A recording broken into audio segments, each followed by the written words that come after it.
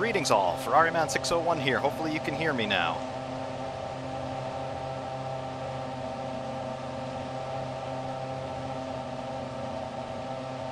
And I've got good talk back from my feed here. We have got audio running. Awesome, awesome.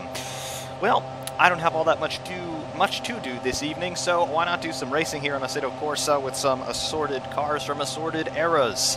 Here we're at Laguna Seca. I've got a field of 2007 and 2009 F1 cars by VRC. We've got the Ferrari F2007, the McLaren MP422, and the Williams FW31. Let's see, I just realized that I don't have a setup for Laguna Seca on this car. An Imola setup should work reasonably well enough. We've got 10 laps here, I do believe. Something like that. Check the fuel. Yep. So we're going to need more than 16 liters of fuel on board, that's for sure. Let's go for around 50, 55, 60, sure. Going to be a bit heavy on fuel. Doesn't matter all that much to me. A little bit more wing. And we're just going to go see how we get on here.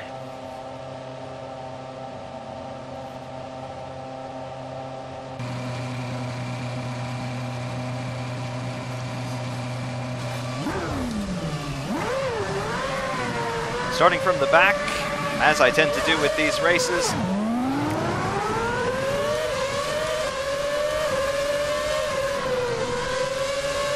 Let's see, are we going to be a typical first lap nutcase, or are we actually going to show some discretion here? Discretion is the better part of valor. Let's go around the outside. Oh, somebody's gone the wrong way immediately.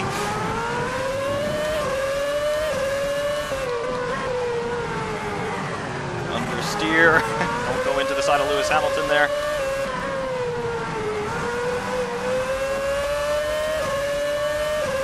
Felipe Massa retired. That's unfortunate.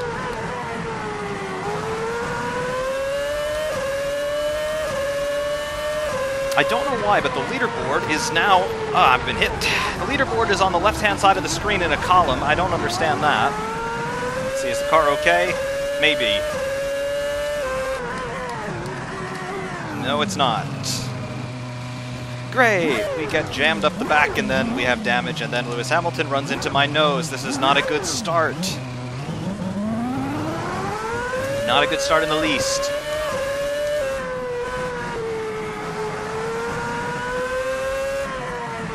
Let's add a bit of fuel. Let's change the tires. And most importantly, let's get this damage repaired. This is not a good start to this extravaganza.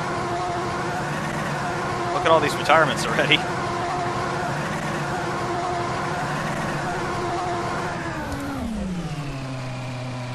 Awful, awful, awful. Really got jammed up. Look at the damage on the car.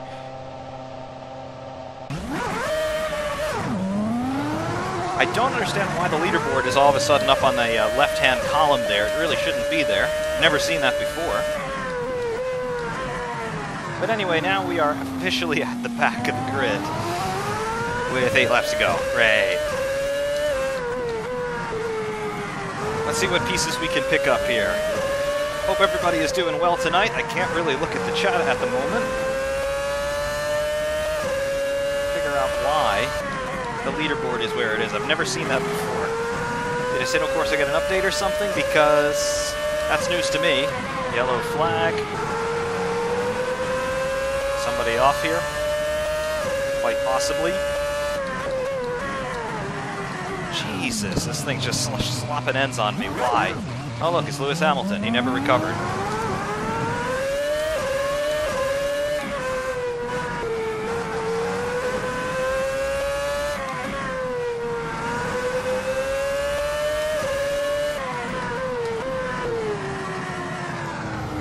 Another retirement for me.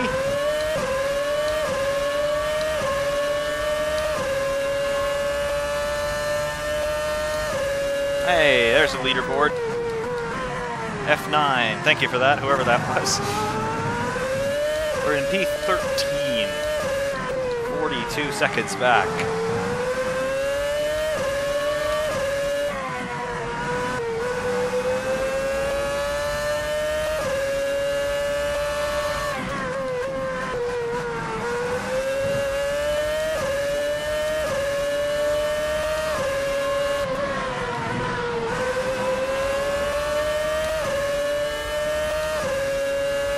Ferrariman601, hello.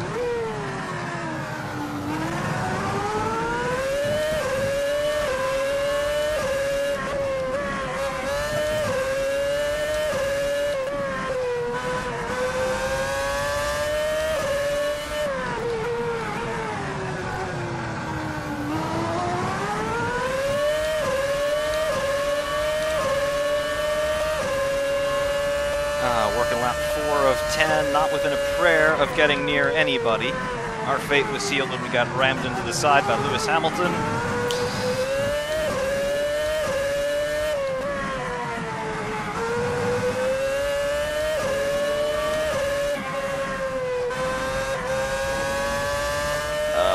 Yeah, it's going to be one of those races.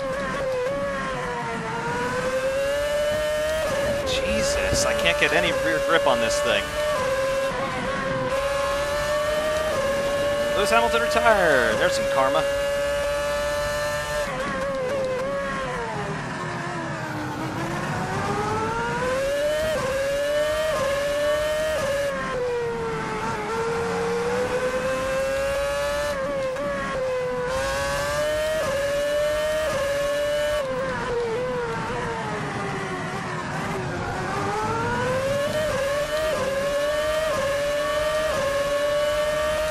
Lap time of 105.2 dead.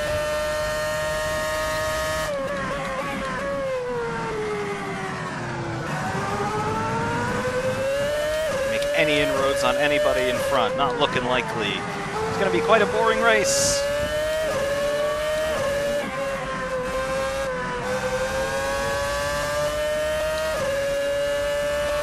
$88.02, yes, you do need a PC. You need a PC desperately. I've never played AC on a console, but I'm led to believe that it could get pretty boring pretty quick because the vanilla content in AC is somewhat limited. Yeah, I know some of you are going to cry sacrilege on that, but honestly, mods do make this game playable in a lot of respects. It's got great stock content, but at the same time, you get the fleet of Formula 1 cars with the mods, and, I mean, they're the ultimate thing to drive, so you need a PC, Gator.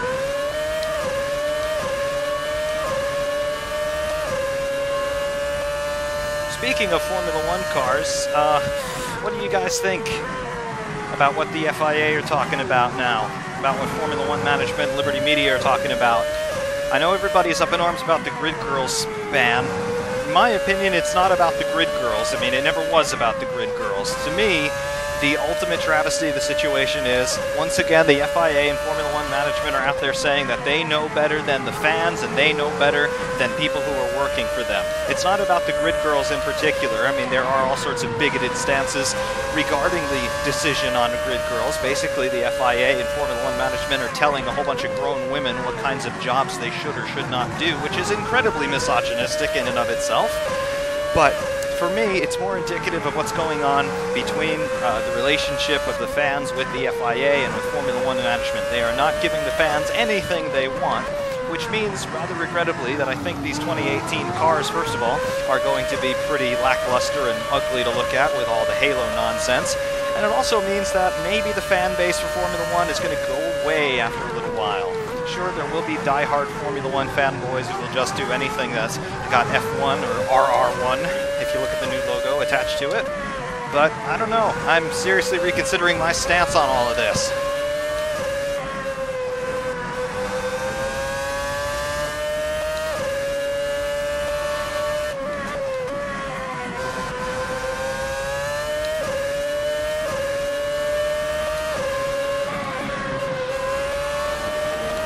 Put it another way, I don't know if too many people are going to be making mods of 2018 cars.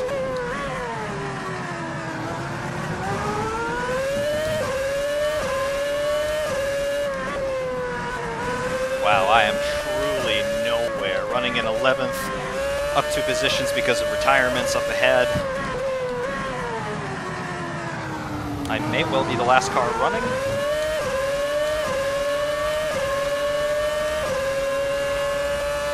Possible.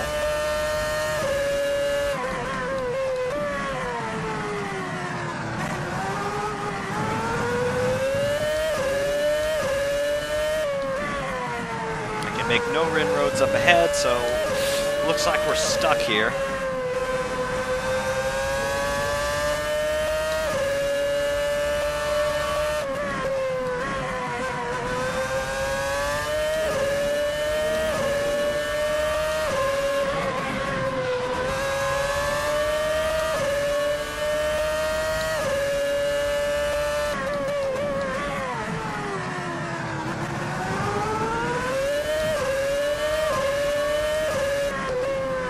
Understeer City. Yeah, definitely got some setup issues on this car. It's not really where I want it to be. But oh well, 2 laps, and then we're done with it.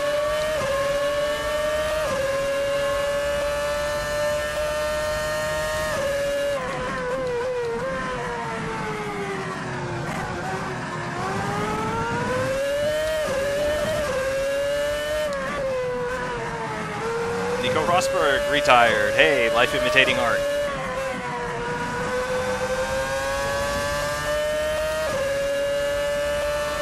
Leader is on final lap. How about that? We're nearly a lap down.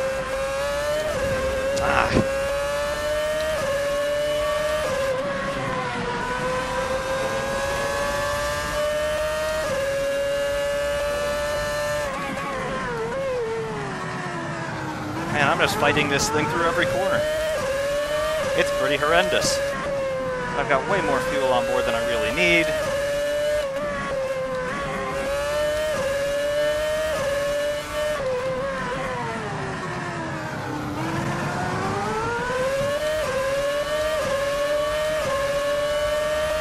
It's 104.623.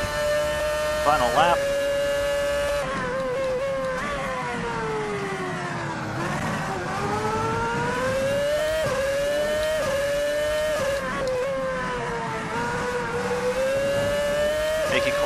Retires.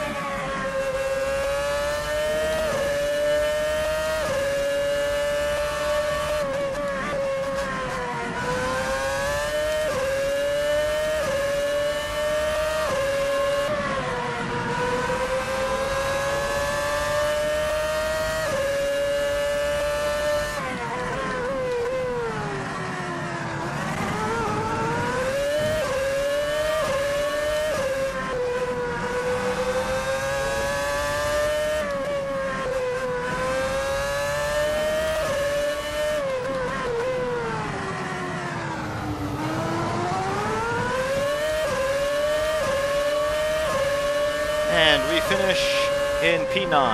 Heikki Kovalainen's retirement lent us a little bit of a reprieve right at the end, but yeah, 40 seconds behind the winner. Yeah. We could have been competitive, but that was taken out at the start by Lewis Hamilton running into the side of us in, yeah, it was an MP422. It was not one of the Williams, reskinned to look like a McLaren. Not a very good run. However, how is everybody? Let's have a look at the chat. Yes, Sim Racer Flight Sim 1000. We do have sims to remember how great F1 used to be. Very, very much so. Is Liberty Media the same as the FIA? Liberty Media are the commercial rights holder of Formula One. So they own the rights, the name rights to Formula One, they own the operational rights and all of that kind of thing. The FIA is the International Automotive Federation. They're the global governing body of motorsport. They run pretty much everything except for Le Mans, the Le Mans 24 Hours. That's run by the Automobile Club of the West. And basically the FIA just gives out edicts on safety standards, performance standards, those kinds of things, and everybody just rolls over and dies in response. Formula One are basically the little, shall we say, class teacher's pet of the FIA, and they do whatever the FIA tells them that they need to do, and Formula One just rolls over and does it. Yes, Sim Racer Flight Sim 1000, you're moving over to IndyCar. I may well be joining you. I don't want to make any official announcements yet.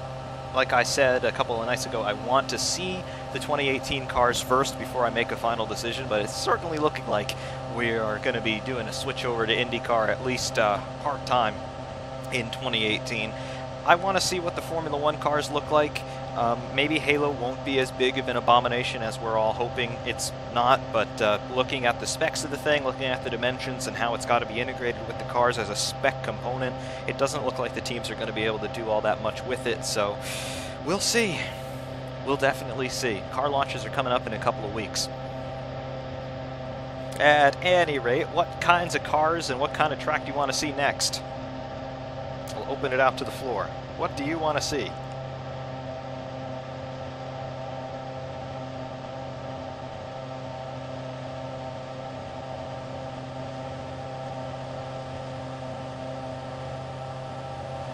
Got one vote for Imola.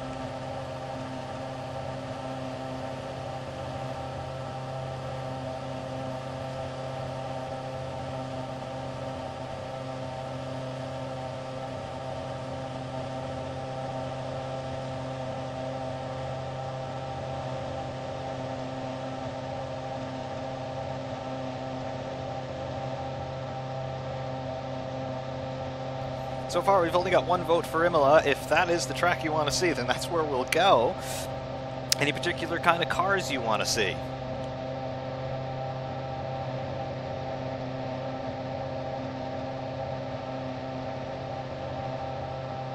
I will say this, the Formula E car looks interesting. Problem is, I can't get past the idea that Formula E just doesn't have any real engines. It doesn't sound like racing. And I know that, you know, technology, it increases, it changes, and eventually we're probably going to have alternate power units in cars in the future. But while we've still got combustion engines running most race cars in the world, I prefer combustion engines.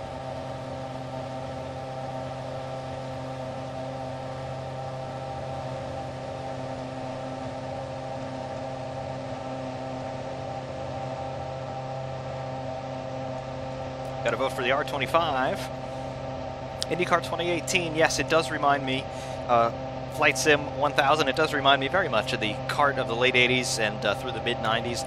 Definitely, that is good. That's really, really good. Those kart days back then were absolutely legendary. And really, that is the soul of American open wheel racing. That's the closest that we ever got in the United States to having our proper open wheel championship. And it's encouraging to see that IndyCar is going in a somewhat of a similar direction for 2018. It's still a single spec series, but you do have two engine suppliers, Honda, Chevrolet, and the teams do have a little bit of technical freedom with the cars in terms of the aero specifications, the aero kits that they can run, and of course we've got ground effect in IndyCar nowadays, so definitely going to be cool. And Gator, definitely. Terrible tracks, slow cars on road tires, basically. That's Formula E. It's really not that exciting. And the Formula 2000 car that I drove was basically on road tires. It had pretty much the same horsepower as a Formula E car, so if I'm able to drive a car like that with no problems at all, being a complete novice, Formula E is really not that impressive.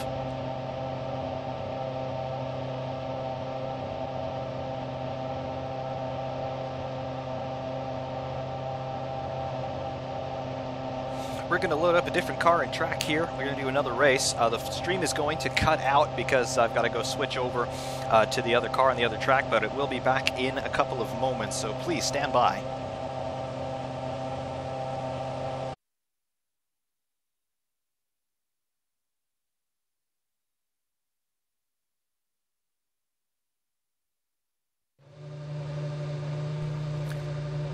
All right, we are back up. Vandal saying you hit the bell and YouTube said you'll get occasional notifications. Yeah, I don't understand that either. The bell is supposed to give you notifications for, I think, pretty much everything that the channel does. So I don't understand that. But if you did hit the bell, thank you very much for so doing. Anyway, we're here at Imola. We've got a field of V10 cars. We've got the Renault R25, McLaren MP420, Ferrari F2004, Ferrari F2002, and Williams FW19. So we've definitely got our work cut out for us here in the R25. Yeah, V10 car, 2005, but the MP420 is a lot faster, and so is the F2004. So we're definitely going to be in a little bit of a handicap position, but we're going to try our best. I do have a specific Imola setup here, so hopefully it's going to be something that works well for me.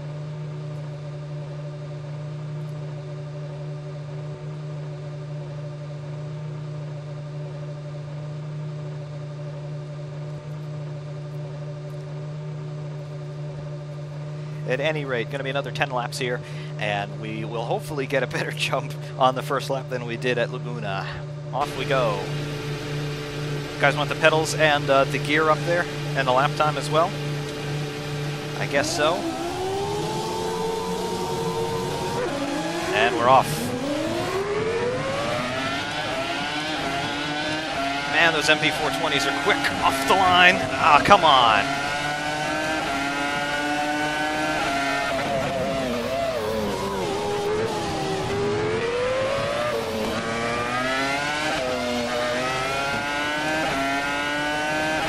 Alrighty then, no idea how we survived that, but we did. Onward and upward. Man, the front end feels like it's a mess now.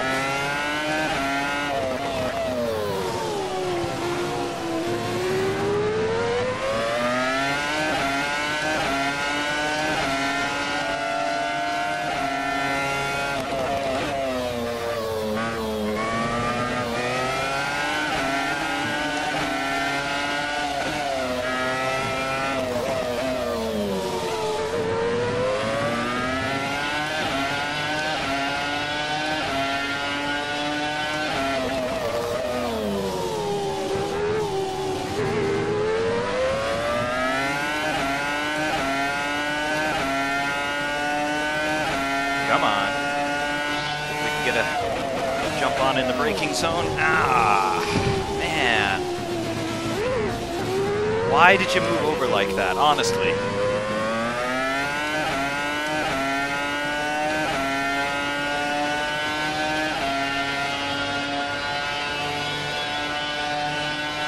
Alright, going to be outdragged a little bit by the F2002 behind.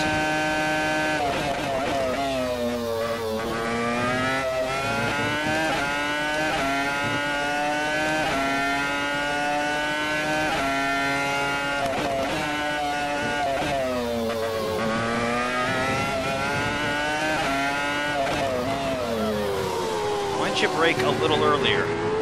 Wow.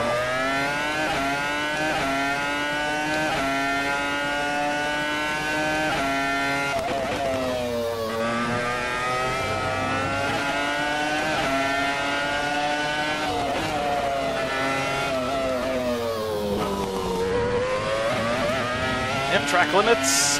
Who cares about track limits? Anybody see the Williams cars, the FW19s? Oh, there they are.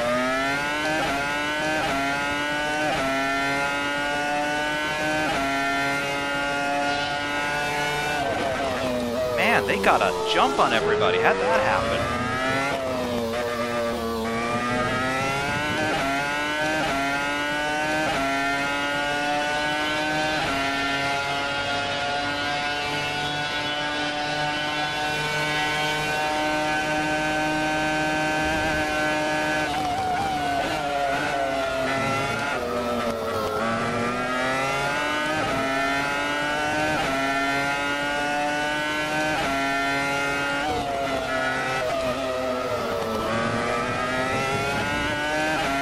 I have got bundles of understeer on this thing now. We're running in 4th. How is that possible?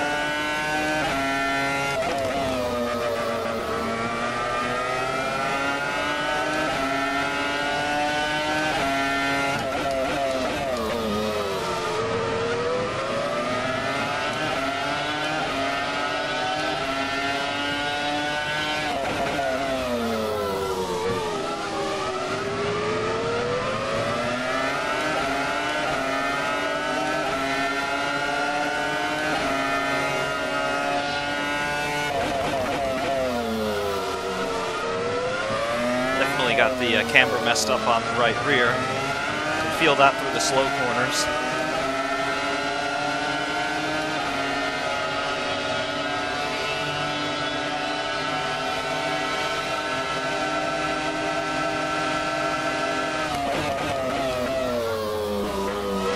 These two guys are going to take each other out.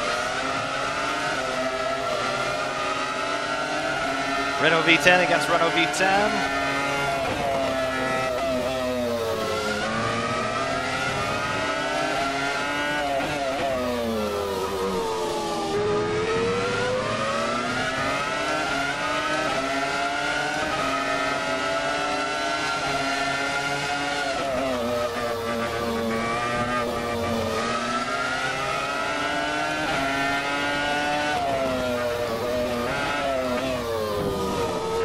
Run into the side of me, why don't you?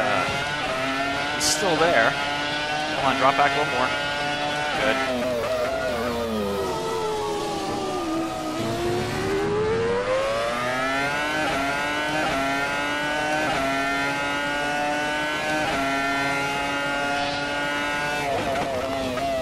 We only have one car in front of us now. We've got 6 laps to catch him.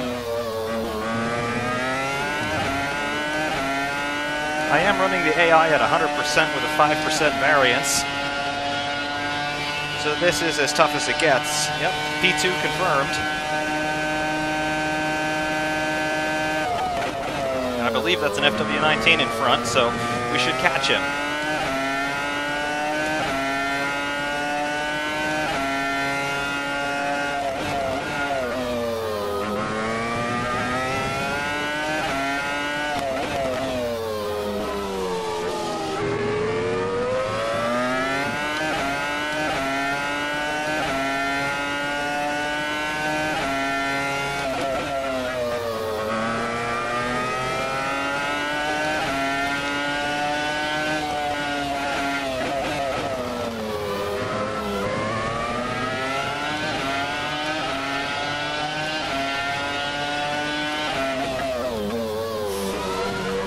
Locking there. Come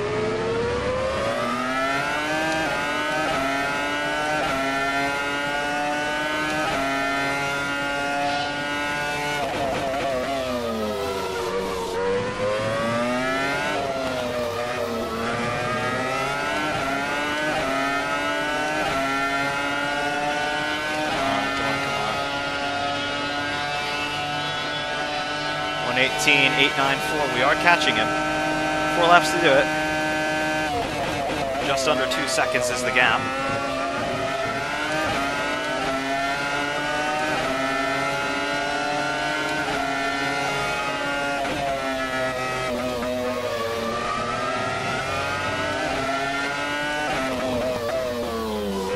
Oh yeah.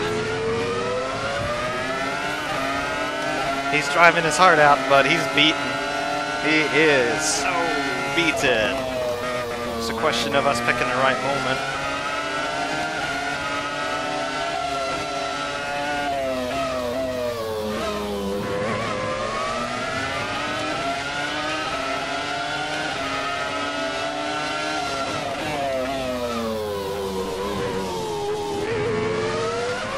This might be that moment.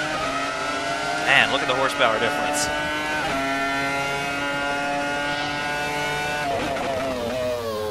Alright, so now we'll extend our gap a bit. And honestly, the hardest thing to do in racing is lead.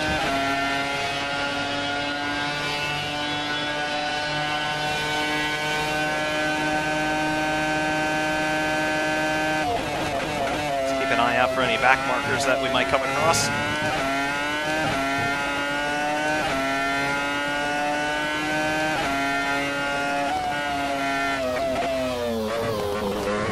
Oversteer.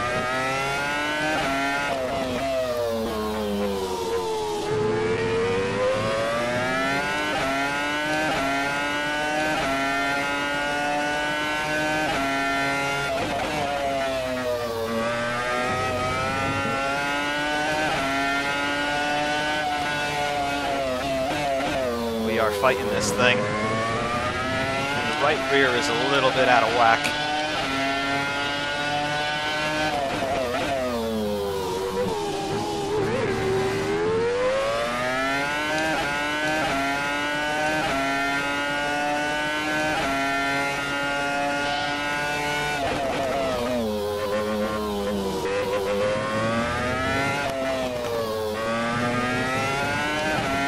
Molina has retired, whoever that is.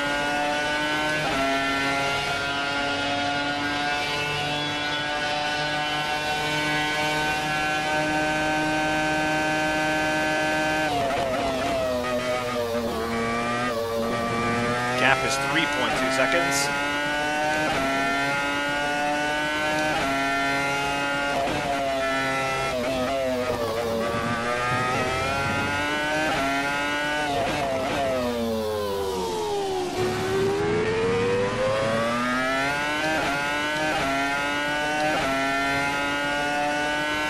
Yes, in the shadow, you're asking about there being a chicane before the final straight. You're correct.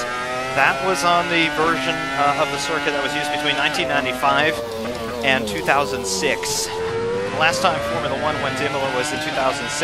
Following that year, Imola went over pretty significant renovation. They completely demolished the old pit buildings and they built new ones. They resurfaced the track, and they also reconfigured Sector 3 a bit. They reprofiled Variante Alta, that's the chicane at the top of the hill, and they also deleted that chicane at the end of the lap right before start-finish. That chicane used to be, and you can actually still see where it was, chicane used to be right here, there it is, and then you'd come across start-finish like this. They deleted that, and in so doing, they preserved the character of the original layout of this circuit, which was flat out from the Rivazza complex at the end of the lap all the way into the Tamburello corner, which used to be just a continuous left-hander, and basically was a straight shot all the way from start-finish all the way up to where we're coming up to right now, the Tosa corner.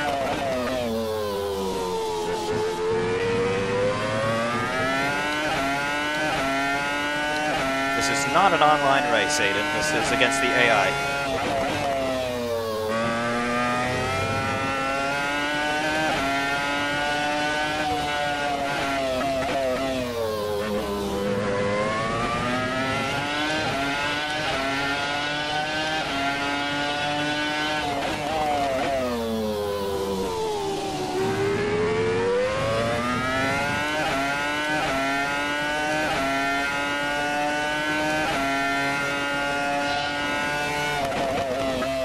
Basically, on the original version of the circuit, from here all the way to Tosa used to be just flat out.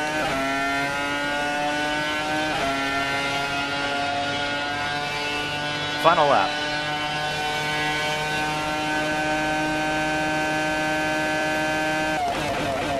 Of course, Tamburello used to be a flowing left-hander taken pretty much at full throttle.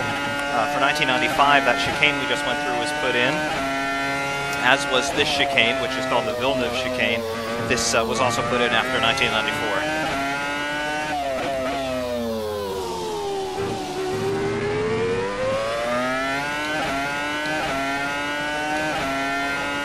Honestly, I like this version of the track the best. The only complaint I have about it is Variante Alta is too slow. Before 2007 and 2008, when this retrofit was done, it used to be wasn't really faster, but the chicane itself was a bit more shallow, so you could be more aggressive against the curbs and basically straight line the thing. Here you actually have to turn in both directions.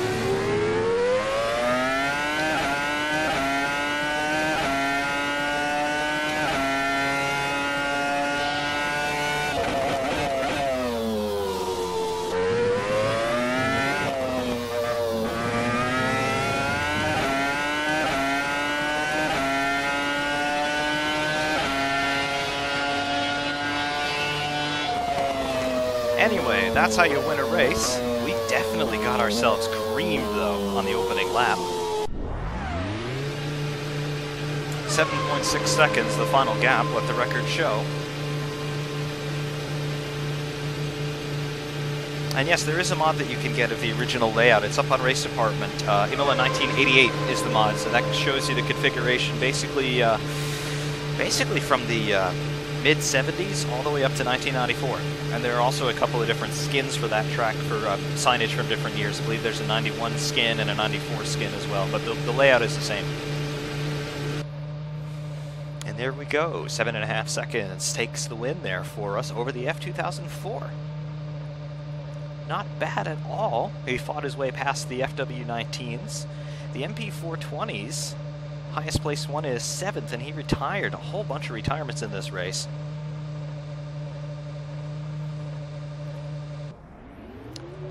Let's see what happened.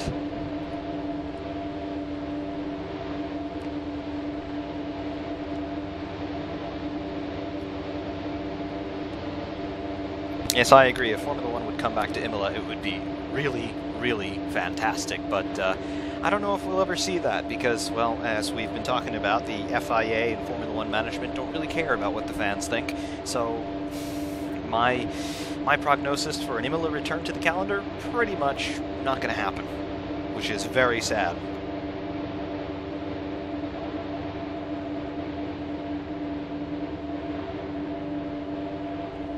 Wait for this race to start here.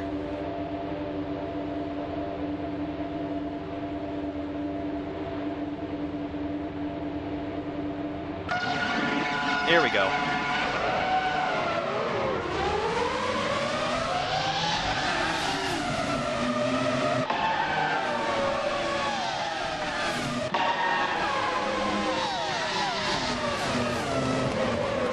Man, we really got squeezed at the start there, but somehow we held it together.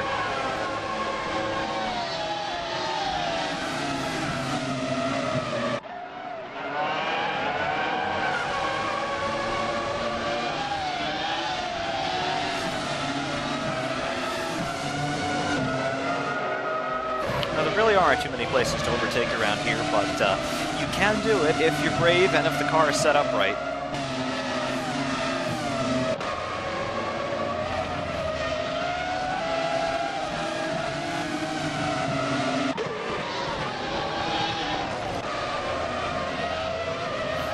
Reverse psychology on the FIA. Unfortunately, the FIA employ reverse psychology on themselves all the time, and we've seen the result. We've got Halo now, we don't have Grid Girls, and we have 3 engines for 21 races. How bizarre is that?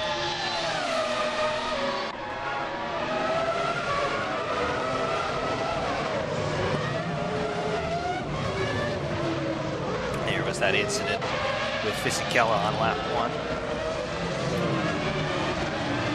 I was attacking. I was ahead there. My nose was ahead before we turned into the corner. That was my line.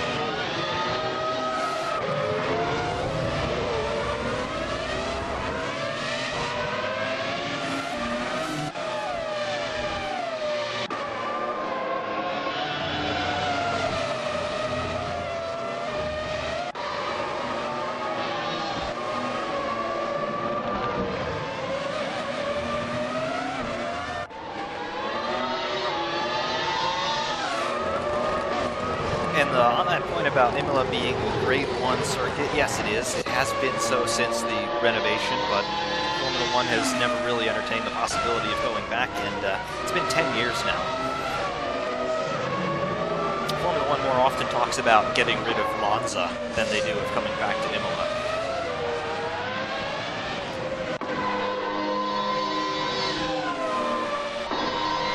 On the 3-engine limit, I think what teams are going to do is just change engines anyway and take the penalty. And if enough teams just keep changing their engines, the penalties are going to be nullified.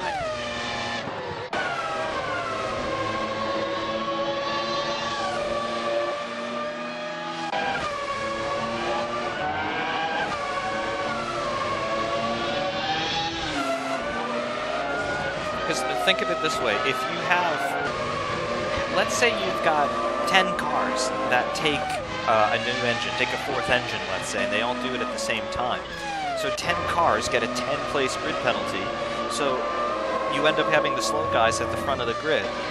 They're going to be overtaken pretty quickly anyway, so on aggregate, does it really matter?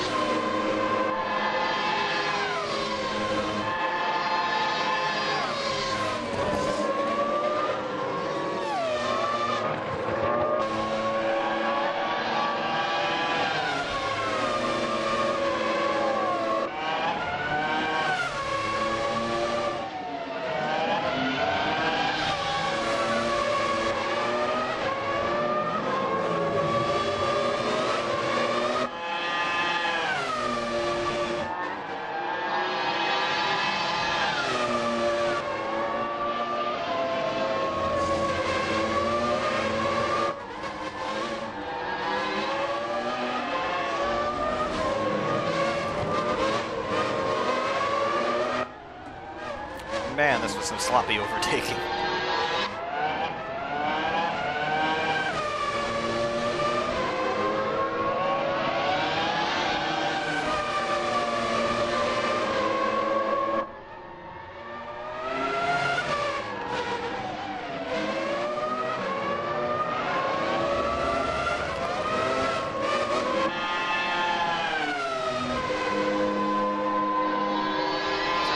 Cars went off in the background there.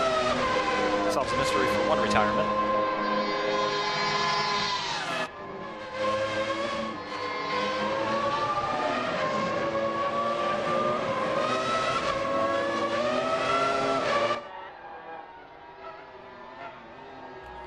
And that's quite a gap that we had to recover there, but evidently it happened.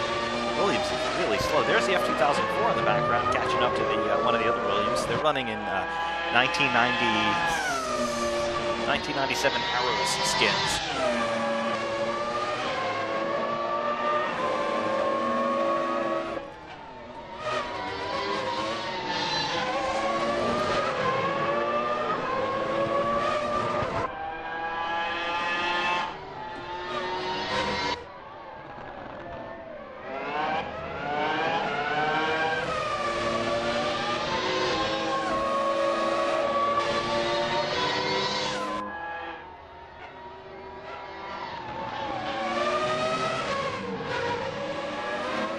I do have to say that the strongest suit of Assetto Corsa is the detail on the circuits. I mean, if you look quick, you might think it's real footage. It's that good. I'm still amazed at the level of detail that we've got here. The only giveaways, the trees don't move, the grass doesn't move, but other than that, you'd be hard-pressed at a glance anyway to tell that this was a sim. Really, really good.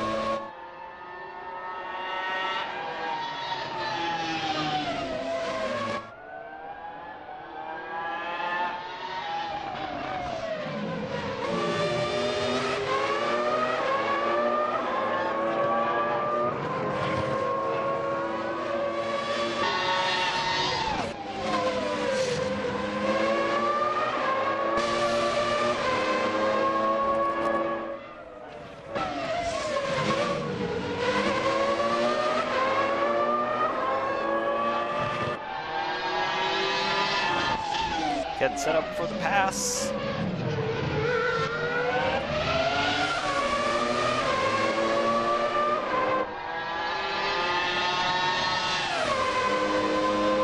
And there it was, easy as you like. Yeah, the new engine rule is stupid. Wholeheartedly agree with you.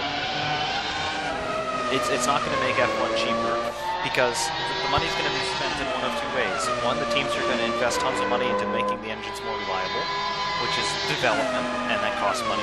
Or the teams are just going to say, you know what, forget the rule, we'll take the penalties, and we'll just keep building new engines. So either way, they're going to spend just as much money as they have been. And as we saw in the last couple of years with McLaren, there is no real consequence to continuing to change your engines. You pay a grid penalty, but there's no other penalty associated with that other than the financial cost that the team has to eat anyway. So the idea of imposing engine limits and then penalties for changing components, it just doesn't work. Formula 1 has done this for over a decade now, and it just does not evolve ever. Nobody has ever gotten another idea. If you wanted to control costs, just tell the teams run the same cars for a couple of years. There's no need for teams to be building new cars every single season. It just, you know, it just doesn't really add up to all that much. 2017 was an exception because the lap times were a lot quicker, but that was due to a regulation change. If you really want to talk about when regulations stay stable, were the lap times from 1995 all that different from the lap times in 1997? Yes, in some places, and in other places not so much. So what would have been the harm in running those cars, the same cars from 95 to 97? Probably not much.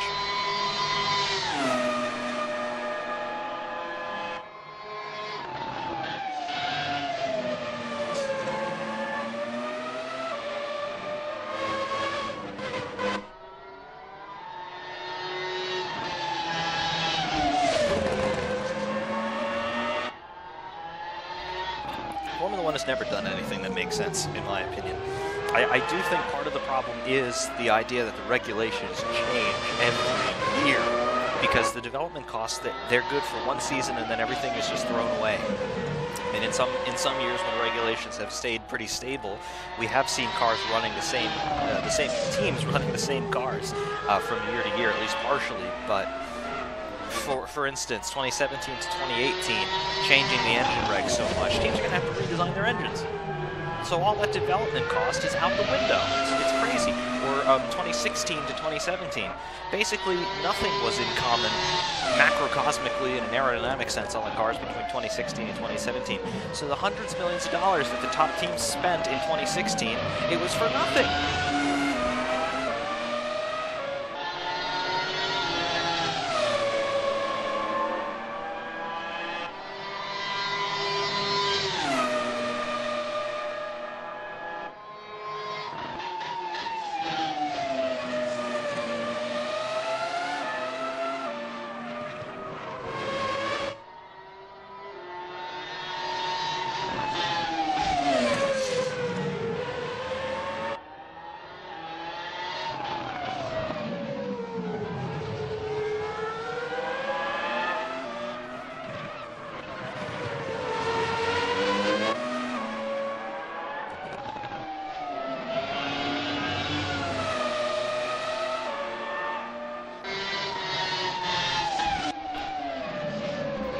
From what I've been reading on the internet, Facebook, Twitter, some forums, Formula One has done controversial things in the past. They have made dumb decisions in the past. And generally people divide themselves into two categories, either in support or in opposition. This time, though, I am seeing very few people in support of either Halo, the grid girl ban, or the engine limits. Everybody's pretty much unanimously saying, hey, this is terrible, why have you done this? And even beyond people just being in disagreement with it, a lot of people now are starting to say, hey, I'm not going to watch this year. I've never seen that before. The last time I saw F1 this divided was in 2009, when the Concord Agreement hadn't been signed yet, and there was talk that Ferrari and McLaren and a couple other teams were going to start a breakaway series for the 2010 championship. And I remember that all came to a head at the British Grand Prix that year. And then the Concord Agreement was signed, and everybody forgot about it. But with all of this happening in the off-season, we don't get to see the negotiations that are undoubtedly happening behind the scenes. And if the heavy hitters, like your Ferraris and your Mercedes of the world, have anything to say about it, if they are not particularly entertained by the decisions that are being made, we've heard Niki Lauda come out in recent days talking about F1 needs to reverse its decision on the grid girls.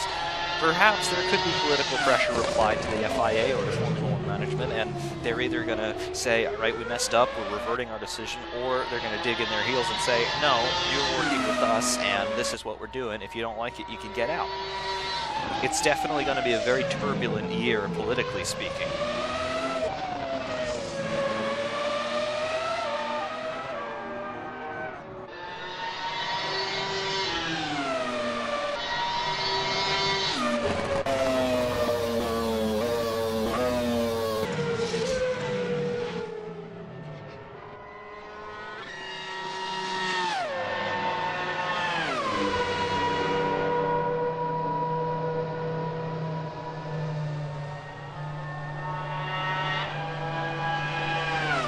Flight Sim 1000, definitely agree there.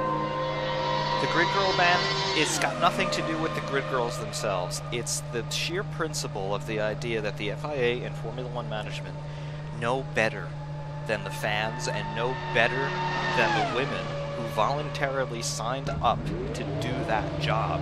People are acting as if the grid girls were doing that job under duress, that they were somehow kidnapped and forced into it. No, they're employees, and they're employed at will of their employer and at will of themselves. They know what they're doing, and they signed up to do it, and from what I've heard from those of them who have spoken out about it, they were happy to do it. It gave them exposure. A lot of these women are models. Some of these women are actually racing drivers in their own right, and it's good exposure for them. So the FIA, just on their own accord, have said, you know what, women, you feeble, simple-minded creatures, we know what's better for you than you do, so you're not allowed to do this anymore. That is the message that they've sent. They have sent an elitist, bigoted, misogynistic message out there to the entire world, and the fans are not having it.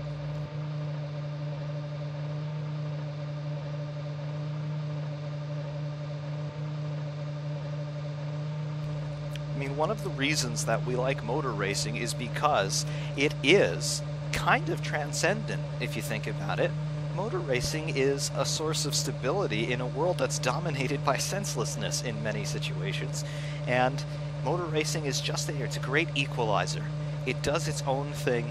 The fastest cars and the best drivers rise to the top. It's one of the few remnants of meritocracy that still exists in this world, and I think that's what draws a lot of people to it.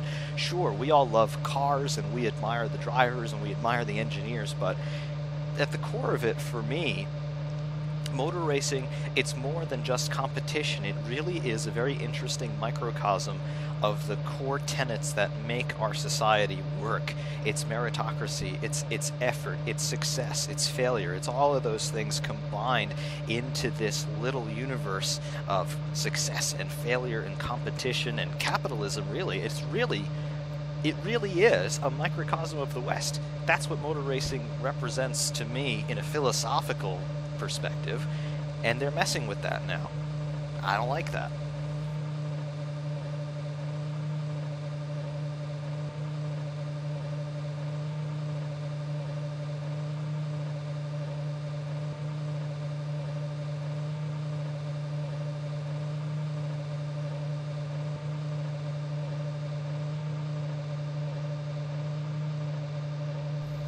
Yeah, there is some talk about who, if anybody, could replace grid girls. I did see some speculation that maybe they would raffle off tickets for fans to get on the grid before the race, or they would have a competition, or they would even sell tickets for fans to be on the grid before the race and hold signs and whatever. If that's what they do, then honestly, the political point that they've made was nothing more than a cover-up and nothing more than a lie so that they can make money. If they really wanted to do that, they should just flat out come out and say, hey, we don't want to use grid girls anymore. We would rather make money off of it rather than pay people to do it. And you know what? That would be just as crappy from them. But at least they'd be upfront about it and say, yeah, we really are money-making whores and we just want to make more money. All right, I could have more respect for that than this explanation that they've given us. In terms of the new start times, it's been pushed back by 10-15 minutes, something like that. If anything, it might be a little bit easier for the TV people, but I think it'll be a non-event.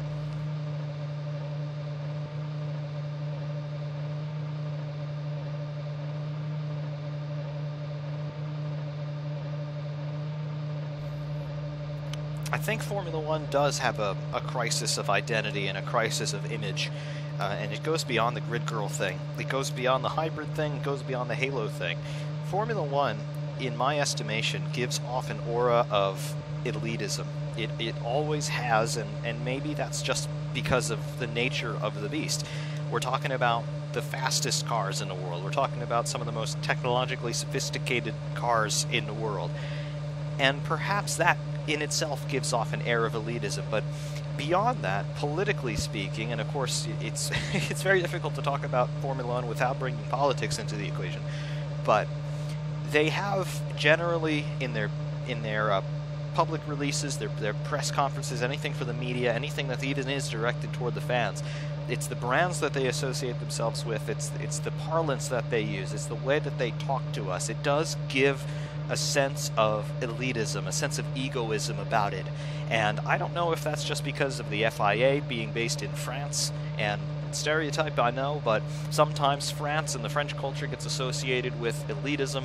I don't know if that is kind of boiling down into the FIA and Formula One management. I don't know if it's just the sheer dollars involved in anything. The cars are some of the most expensive things in the world. The brands that they're associated with, I mean, the fact that they're spraying champagne on the podium and each bottle of champagne costs $15,000, stuff like that. It does have a little bit of a turn-off effect to people who are more grassroots kinds of fans. And those are the people who are going to follow your NASCAR type things, or your IndyCar type things to some extent. And I do think that's what turns people off from Formula One, particularly in North America, where IndyCar and NASCAR are there to fill that void, and they do take advantage of the sort of down and dirty side of motorsport, where they do encourage the drivers to make contact every once in a while when they're fighting. And of course in NASCAR they turn that into part of the racing with bump drafting and things like that. Formula One has never really marketed itself as an organic grassroots sort of thing. It's always been marketed as a premier product, which it is, and I don't think that's a bad thing, but I think they have taken that side of it a bit too far, and it's gone to their heads. And the perfect example of this is the Grid Girl controversy right now. They know better than we, the fans, do, is what they'd like us to believe, and we're not believing it.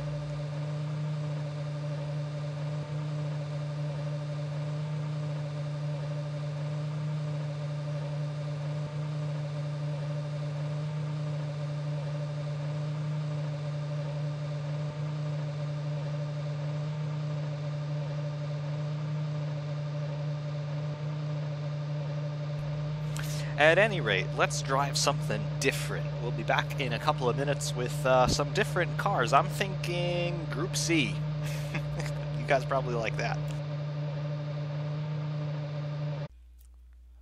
Alright, we are loading up Mugello with some Group C cars. We're in the Mazda 787B, the quad-rotor streamer. 9,000 RPM, 5-speed gearbox. Yes. These are some cars that also should be making a comeback. Talking about improvements that could be made to Formula One, how about improvements that could be made to racing in general? 787B definitely is something I would like to see come back, and cars like it, like the 962 or the Mercedes C9. And we've even got a Peugeot 905 here, which is a sort of ghost ASR mod. Not an official release, but it is out there. We are here at Mugello. We've got 10 laps. Let's lower the tire pressures a little bit.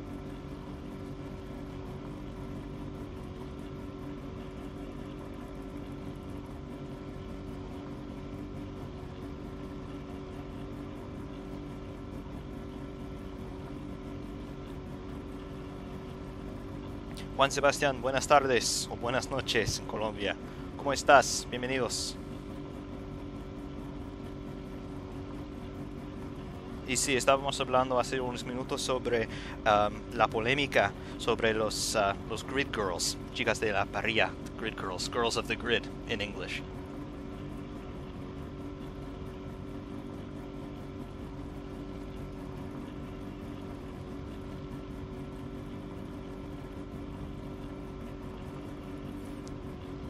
Yeah, the grid girls are absolutely furious, and some of them are choosing to speak out on social media, and it's good. It's good that they are, because we don't get to hear their perspective. We see them as pretty faces on the grid, and that's about it. They don't speak, and you know, it's not part of their job to talk to the media, but I'm glad that they are taking it upon themselves, some of them, to get out there and say, hey, we basically got fired for no reason.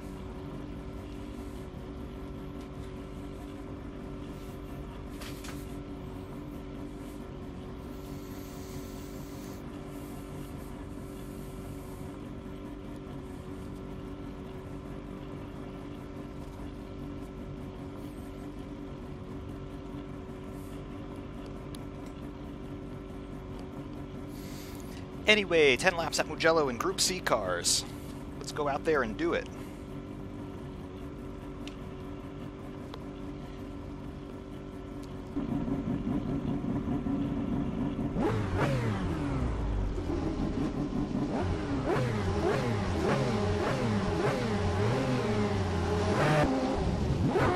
That was some frame loss at the start.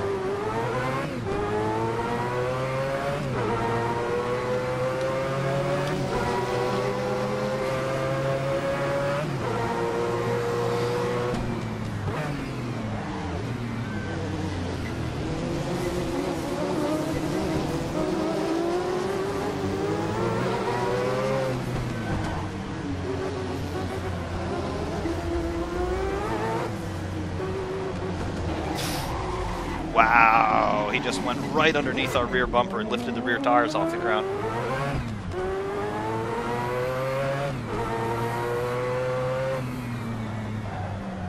Ah, man. Got tons of damage.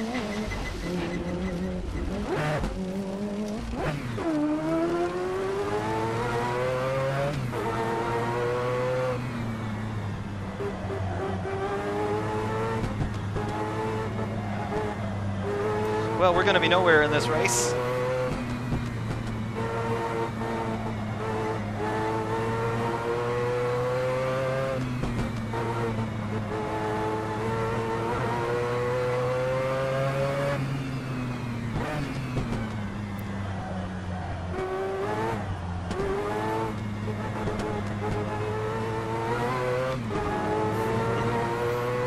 Abela 458. He estudiado español por más de 11-12 años durante la secundaria y ahora soy maestro de inglés como segunda lengua y hablo español casi todos los días en mis clases de inglés.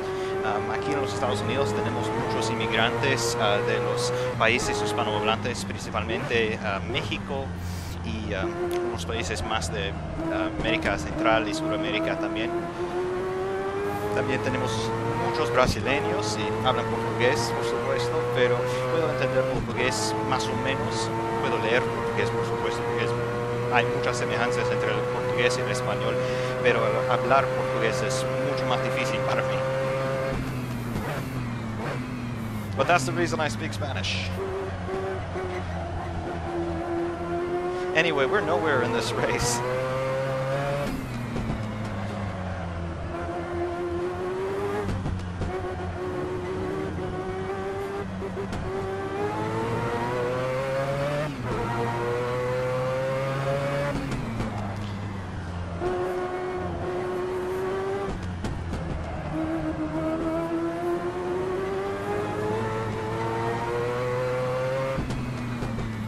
Any Argentines in my classes? Not really. Actually, I don't think I've ever met one.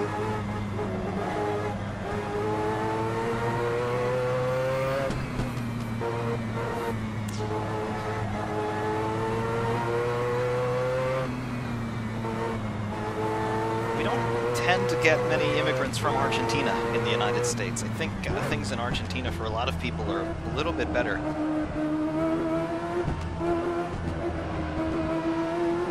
Wow, we are really nowhere.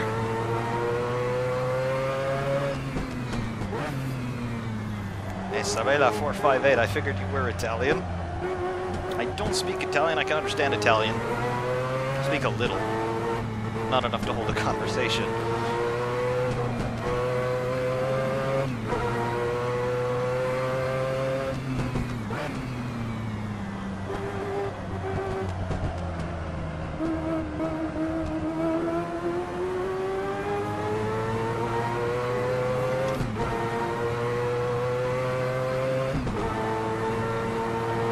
See, we are 17.5 seconds back. New gap across the line, 30 seconds back.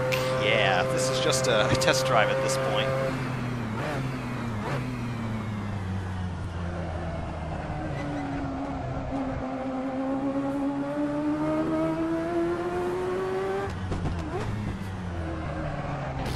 Yep, that's what I get for looking at the comments instead of looking at the road. Oh well.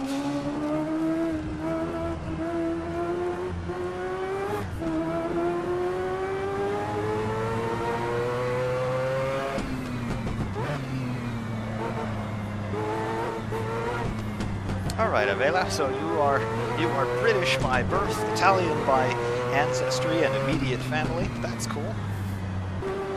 Wish I could say that about my situation. My family's been in the United States for over 100 years.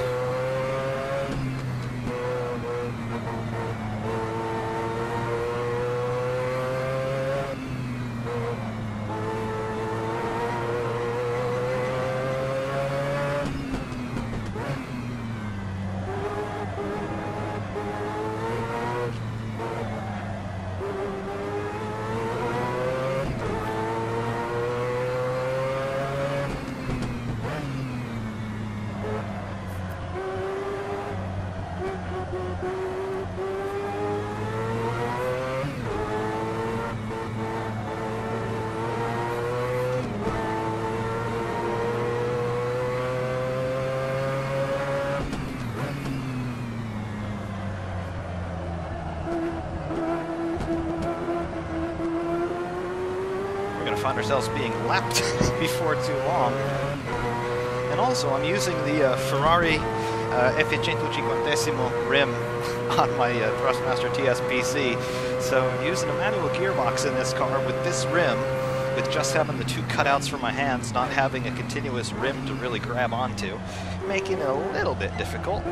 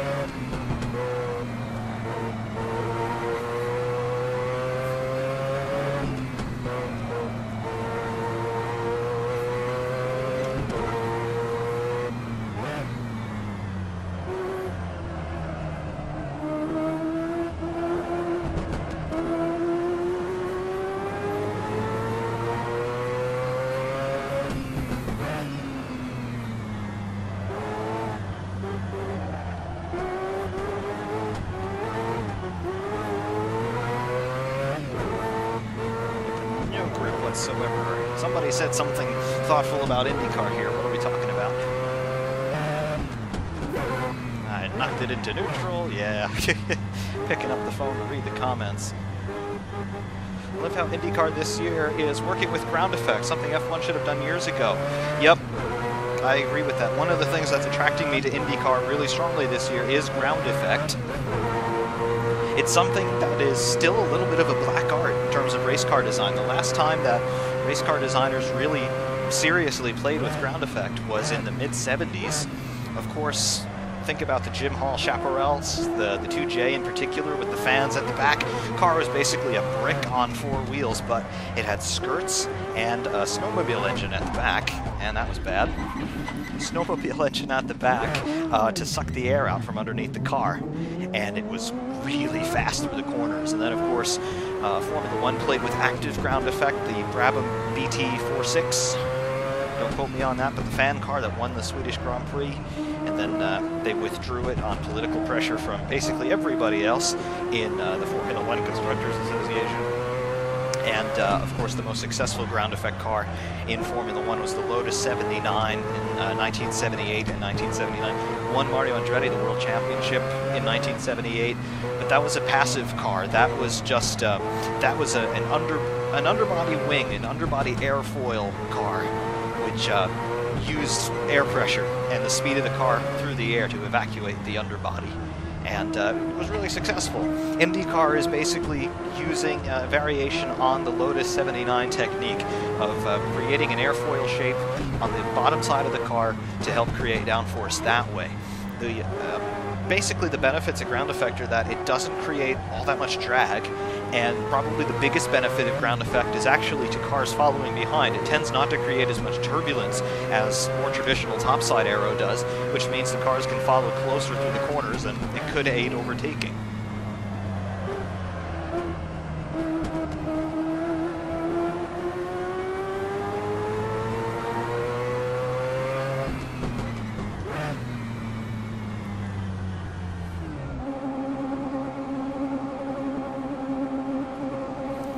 There really is no problem with ground effect in and of itself. The problems came when it was introduced to Formula 1 because they couldn't police it. The governing body didn't understand it to the extent where they could police it at the time, so they just banned it outright because they said it's going to make the cars go too fast and it's too dangerous. Nowadays, though, with it being out in the open in terms of how the technology works and how it works aerodynamically speaking, you can police it. And it's still a very efficient way of generating downforce. It doesn't create that much drag, so you don't need a huge engine to have a viable car. I mean, the Lotus 79, for example, only had about 480, 500 horsepower, so certainly not as much as some of the other cars out there at the time. But it won the World Championship. So it doesn't create that much drag, and it doesn't create that much turbulence for the cars following behind, which means you could improve the racing. And you can probably cut development costs because you don't have to be making these super sophisticated front wings. You probably don't have to run a front wing at all on a purely ground effect car, and it wasn't that uncommon, even up into the early 80s, to see cars not running front wings because they just generated their downforce from the undertray.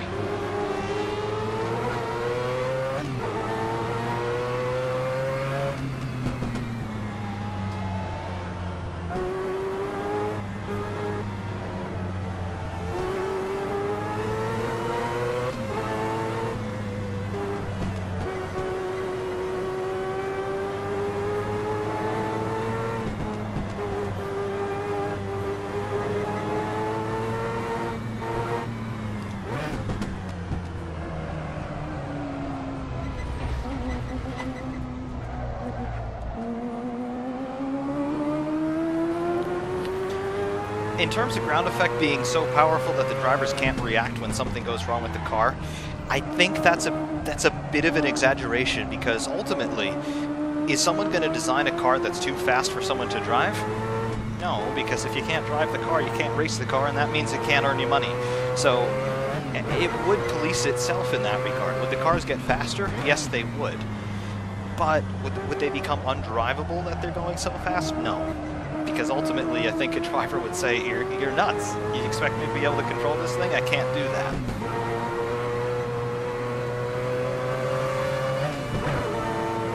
Is it theoretically possible someday that we would get something along the lines of the Red Bull X concept? Maybe. But I think that is already running into the question of, can the drivers control it? Can they even physically withstand the forces generated? Probably not. And I don't think any driver, you know, with half a brain is going to go in that thing and say, yeah, I'll drive it, and if I crash, it's going to be 300 miles an hour into a barrier. No, it would not get that crazy.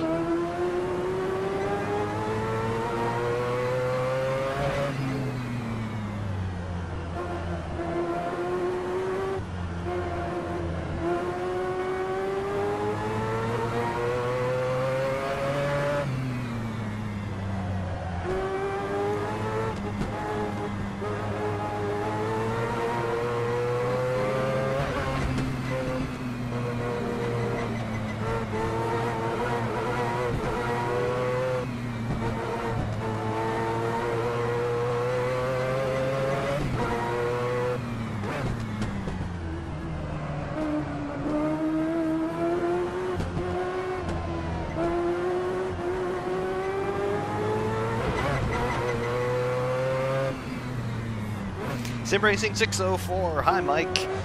What sparked my interest in the X2010? I've been interested in it for a long time, and of course, like probably most of you, I first drove the car back in 2010 with Gran Turismo 5 when it was released in that game. I wanted to bring a review of that to you guys ever since the mod came out at the end of 2015, but for some reason, and I don't know if it had anything to do with the mod in particular, because whenever I tried to run it on the track with my screen recorder going in real time, I couldn't get smooth video. So I really wanted to do that review a couple of years ago, but my system limitations just did not allow it. So finally I do have something that can run it smoothly with no latency, no problems like that, and was able finally to get that review out to you. It's probably the longest I've waited from the release of a mod to making a review of it.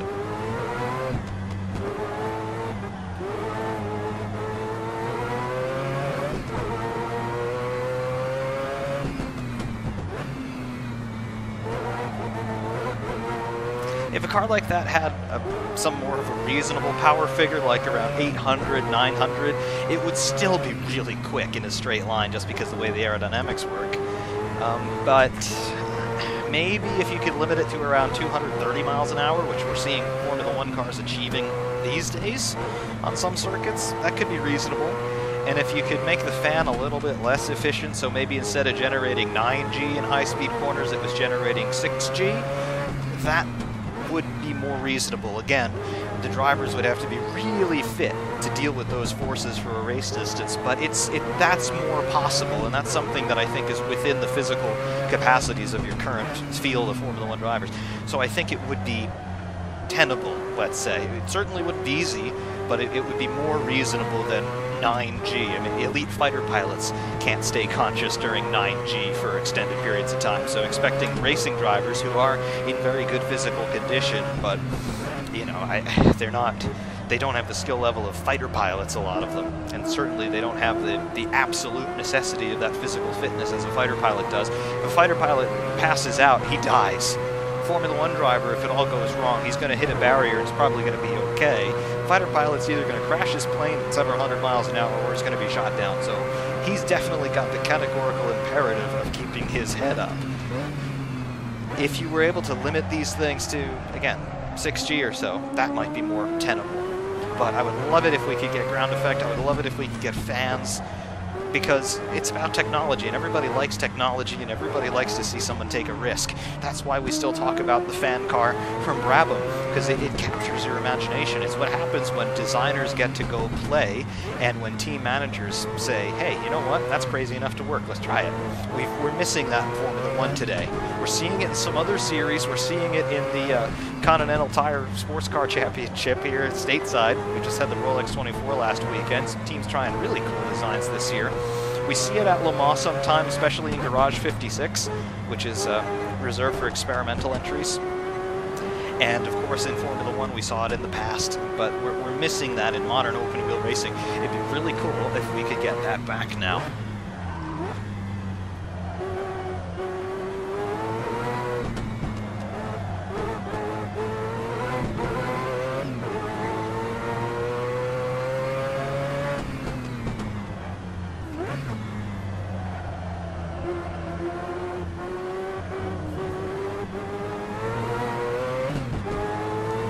Yes, I am extremely hyped for the DW12 by VRC.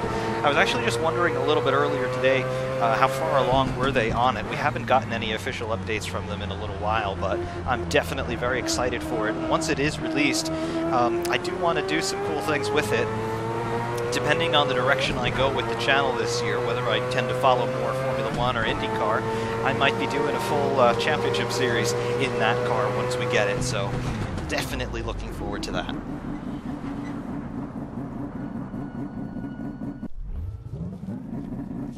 As far as VRC's MP45, that thing has been in development for well over a year at this point. So I would definitely like to see that thing come out soon. I don't know what the level of development is on it, but again, we'll see it when we see it. I know VRC are still working hard on the MP422. They just completed a new 3D model of the MP420, which they're going to be bringing out. I know that they're still working on physics updates to the Renault R25. So we'll be seeing all of this in the coming weeks and months.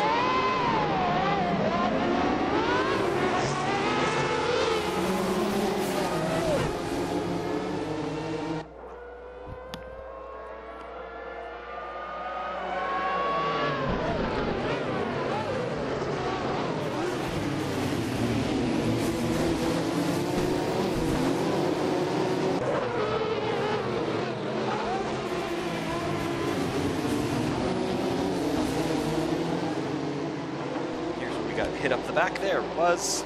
Yep.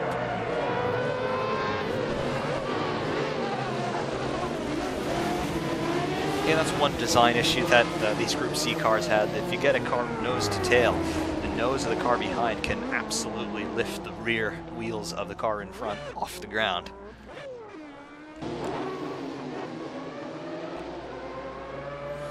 The 905... it's not bad, but it's not great either. That's why I really haven't featured it. It's, I don't know if it's a rip. I don't want to say whether or not it is, because I honestly don't know. But it's okay. It's been developed by ASR, but not released officially by them. It's got the sounds from the Williams FW14, because it does have a V10 engine of that era, so it's kind of okay. Manual gearbox in it, so it is kind of fun to drive, but it's just not very polished.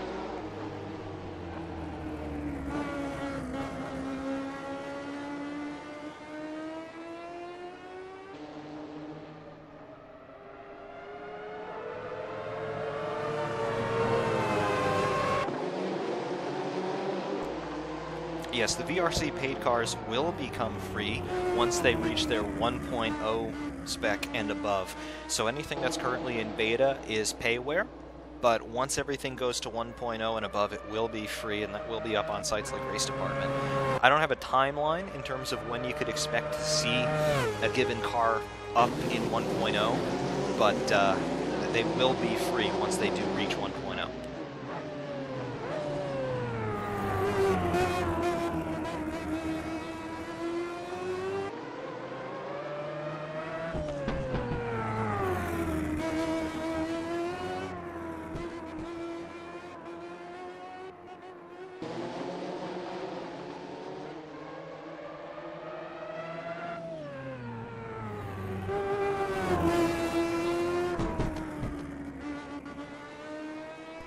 And VRC do tend to take their time with cars, which honestly I'm all for that. Yes, it does mean that we have to wait sometimes a pretty long time to get a car, but once they do release something, even when it is in beta, it is perfect. It really is. I mean, I remember last year when I was absolutely gushing about the MP422 in 0.1. It looked absolutely perfect, and now that car's in 0.3 and it looks even more perfect. So if they want to take 2 years to develop a mod, let them do it. I'll wait, because they give us quality.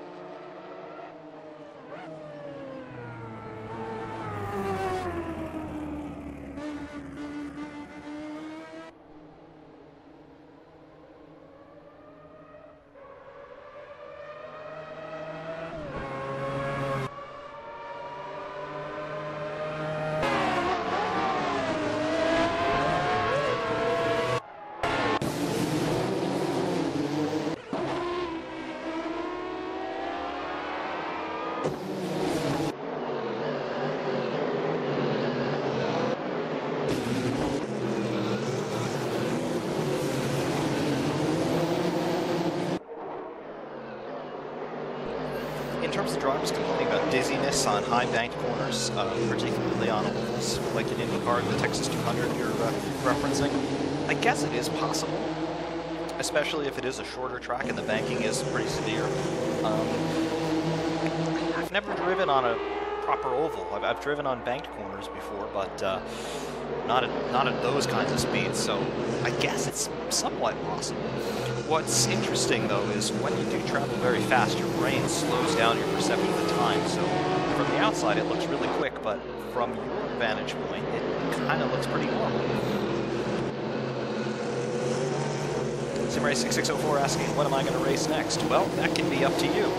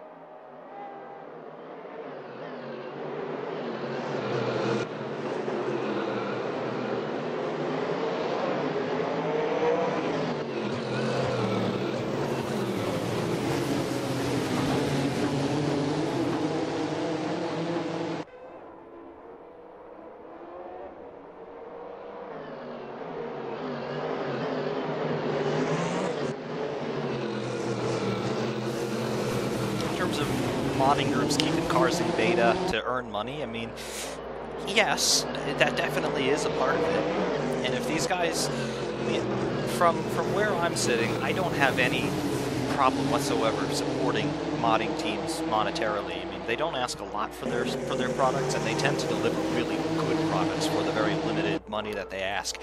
And most of these guys, and they end up releasing their final product for free anyway. I mean, ASR had a bit of an issue with that.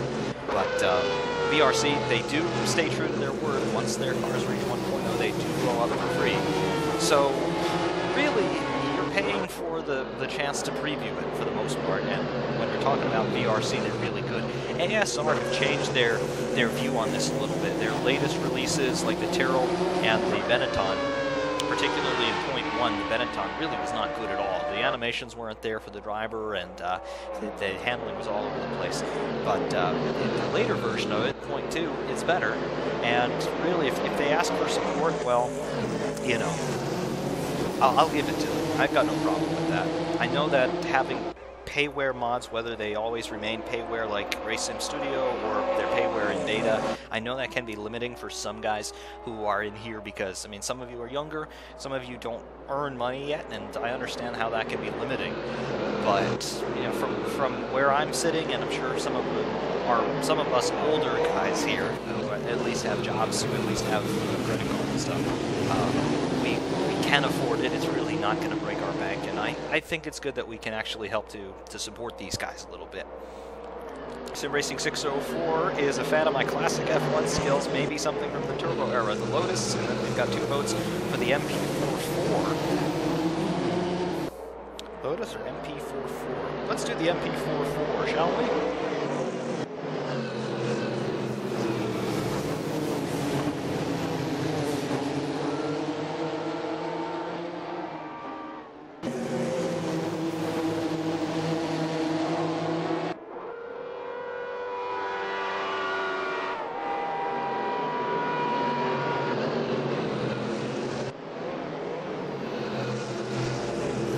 Got 3 votes for the MP44, 1 for Formula 79. They're both absolutely tremendous cars.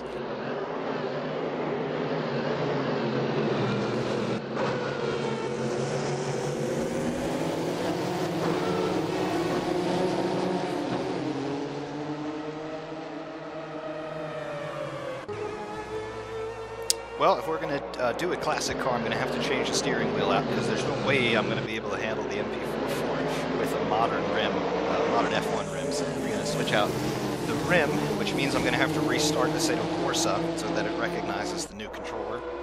So we'll have a little bit more of an extended break, but we will be back with the MP44 in a couple of moments.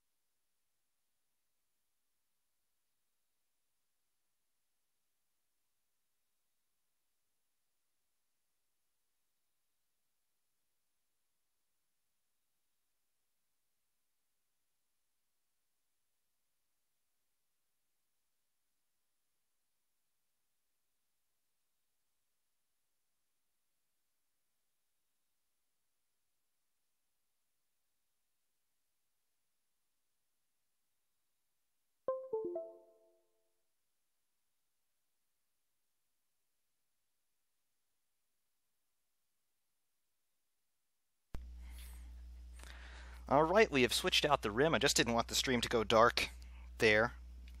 One thing I like about the Thrustmaster base is that it's pretty easy to swap out the rims. So there's just a little set screw at the back. You undo that, undo the collar, wheel pulls away, put the new wheel on, redo the collar, redo the set screw, and you're set to go. Whole process takes about 30 seconds once you get really adept at it. And of course, once you knock the new out of the rim.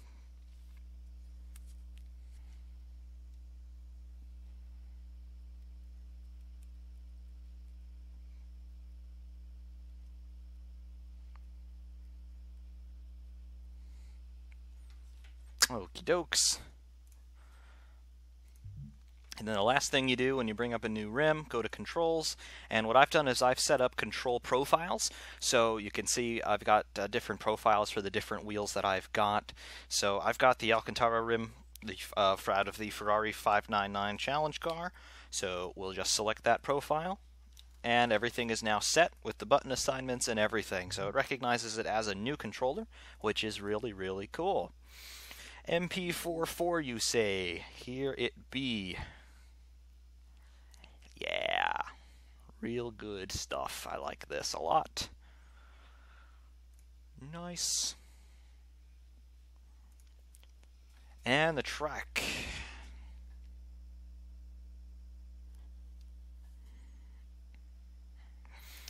Sim Racing 604, an Oculus icon you saw.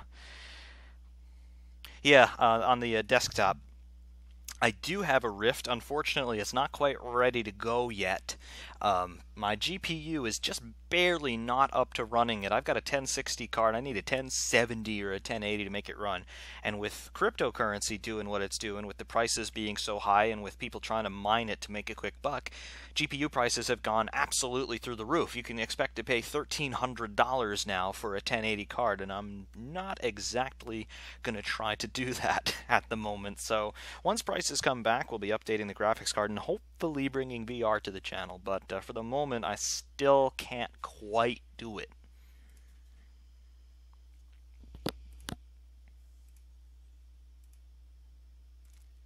I don't have Donington here.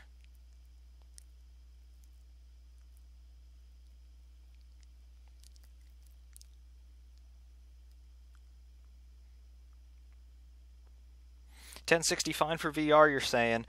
I've tried everything, and I can't get it to work. I can't see Assetto Corsa or any other game in the headset. I can turn the headset on, I can see the Rift menu, but I can't actually get Assetto Corsa to display in the headset. It only displays on my monitor, and when it does, everything is just unbelievably choppy. So I don't know what the problem is. I don't know if it's a Steam VR problem. I don't know if it's a Rift problem. I don't know if I don't have enough RAM in my system. I don't know what it is, but I just can't get it to run. And plus the processor temperature is pegged 200 degrees Fahrenheit when I'm running it, so I definitely don't feel like melting my machine. I've got to figure out what it is, but for the moment I'm not ready to bring it out.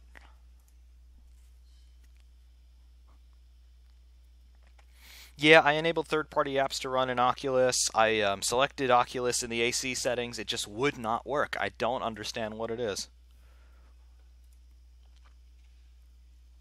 We want Spa. We definitely want Spa. Let us race. Race, yes.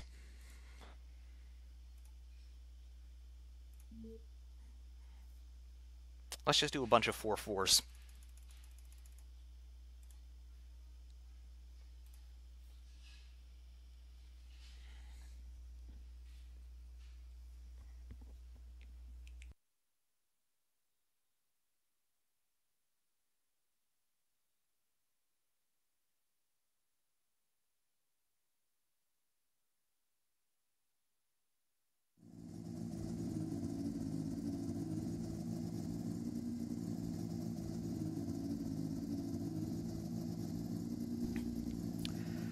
Alright, so here we are at Spa. And, yeah, let's see. What can we run? I have no setups at all for this trim level in the car. This is going to be fun. Alright, let's, run on the C's. That should be good enough. A little bit more fuel. Turbo 100%. Aero settings look pretty good.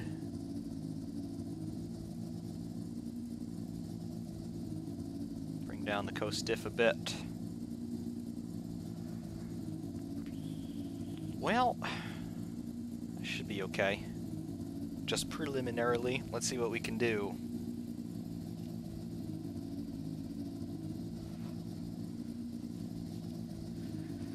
Let's get the gloves on and all that stuff. All right. To the track.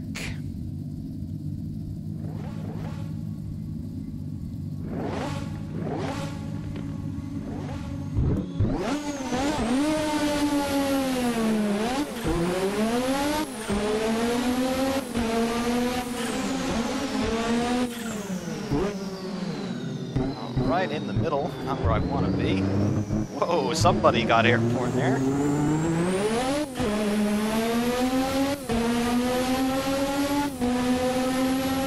Guess hanging back at the beginning was advantageous for us. A yellow flag, whoa. Alrighty then, that's the wall. We're gonna have to try that again. That thing just swapped ends with no warning at all.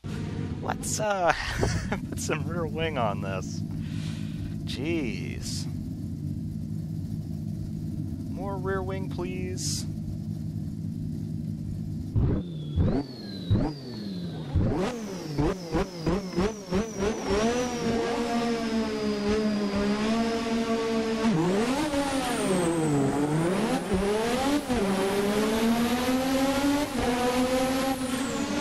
Okay. Getting me airborne now, sort of.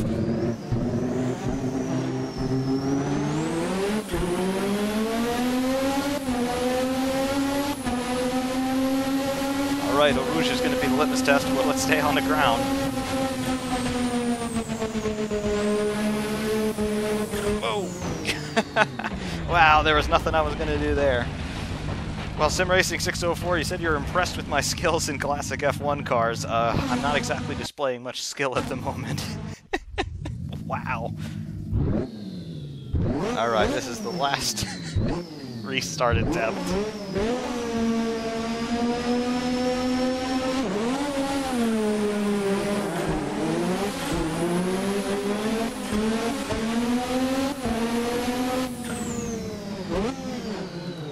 Come on, what do I have to do to get a clean start here?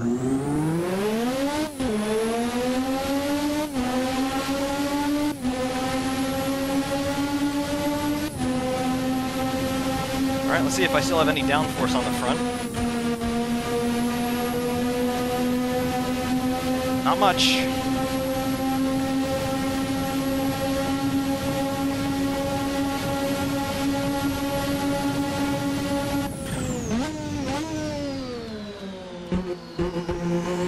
I've got no front end anymore on this car. It's great.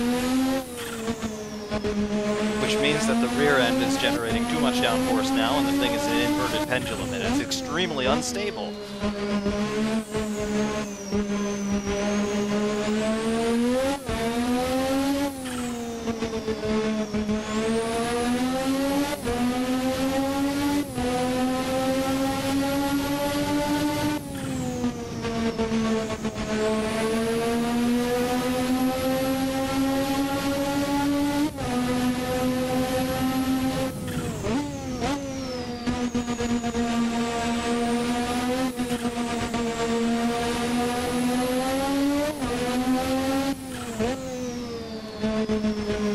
But we are hanging with these guys.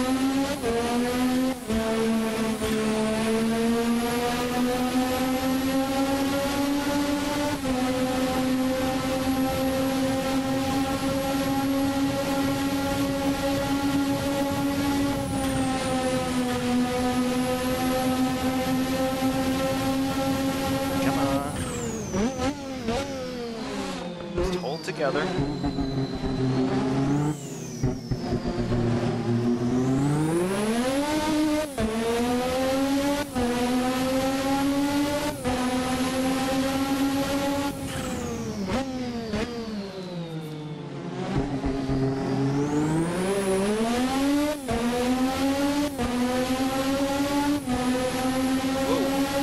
Up right in front of us.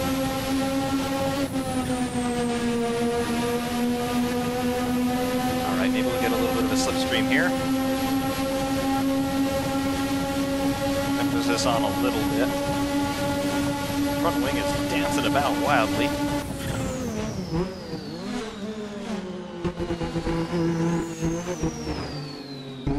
Well, that was awful. Absolutely awful. At least we didn't crash. Ah, SimRacing601, you're eating your words right now. This is an absolutely pathetic display on my part.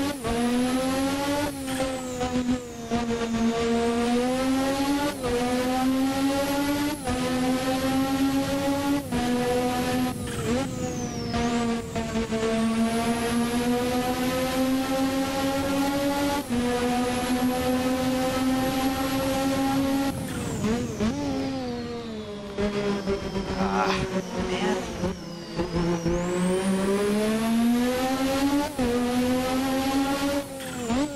The thing is, I'm messing up my downshifts. And then I'm not getting the engine braking I'm expecting, and yeah.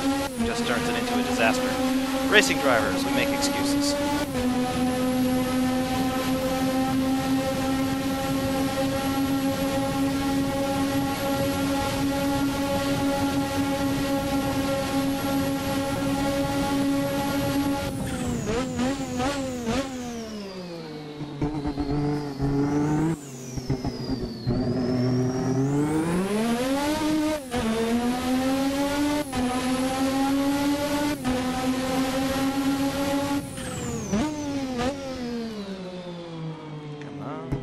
Power down, turbo spooled up, there we go.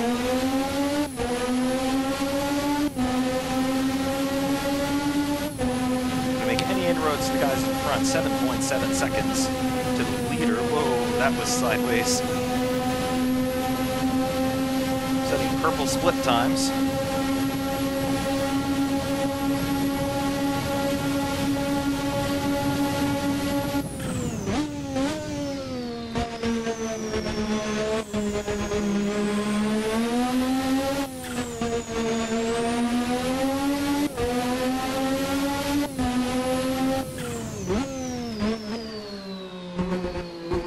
Sim1000 asking if I think Assetto Corsa can have weather in the future.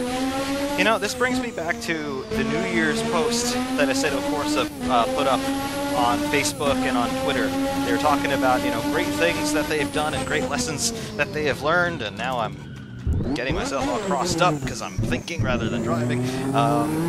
They talked about all of the progress that they've made with Assetto Corsa. They talked about having learned so much about development, things like that, and a lot of people were a little bit confused as to how to interpret that post.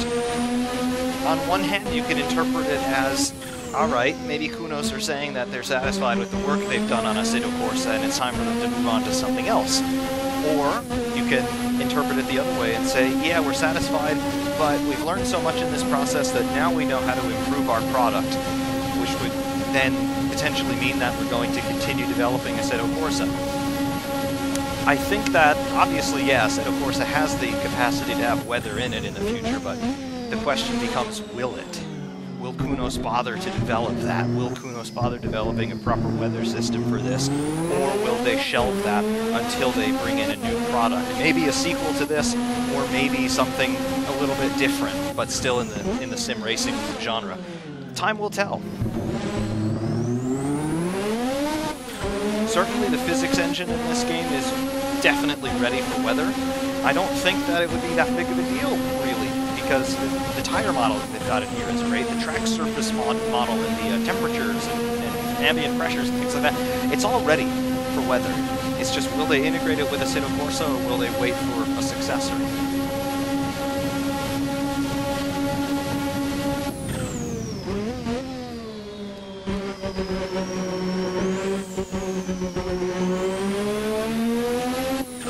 Latest update from VRC on the MP420 will slow it down by 1.5 seconds a lap. I hope not. I really hope not. It's so much fun to drive it at those ridiculous speeds. It's not the most realistic in terms of the all-out pace, but in terms of the way the car handles, it's fantastic. It's definitely very believable. It is maybe just a little bit too efficient in terms of the amount of drag it doesn't generate.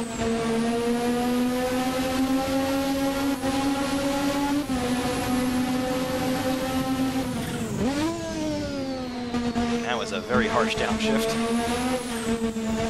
But we're going wheel to wheel with Senna.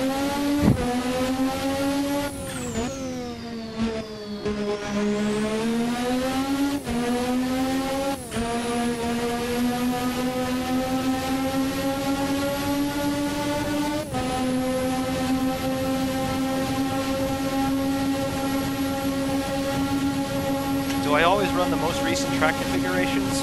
No, it's just that the most recent track configurations tend to be what are featured as default content in Sims nowadays. The problem with the mod tracks in Assetto Corsa is that there's a big variation between them. Some are very good, and some are very bad. So on aggregate, I tend not to run mod tracks for the most part, just because, I mean, I don't like to download something only to find out it's crap and then go through the process of uninstalling it. There are a few out there that are very good. I hear that the Bathurst mod is very good. The Daytona mod, both the road course and the oval, very good. But there are also some others that are just pretty bad, from my opinion. There are a couple of Interlagos versions out there that the track itself is okay, but one thing that's important for me is the replay cameras, because most of my videos are going to feature replay footage as well, and well, you know, it's if they don't have those cameras set up right, or if they're glitchy, it just doesn't work for me. So it's not all is the track itself good in terms of what I'm looking for. I'm also looking for, can I make a decent looking video out of it?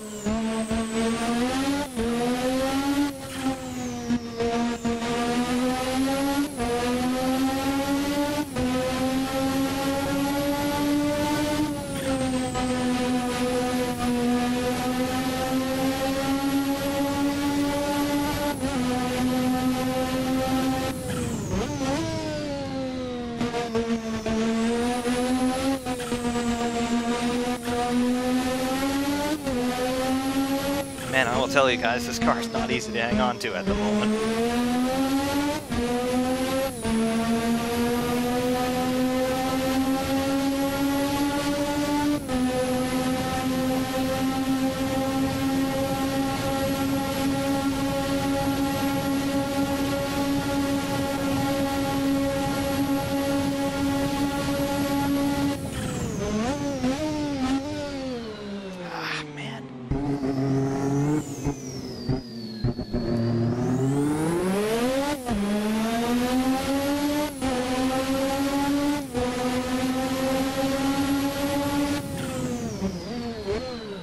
Reading the comments, I'm not looking ahead.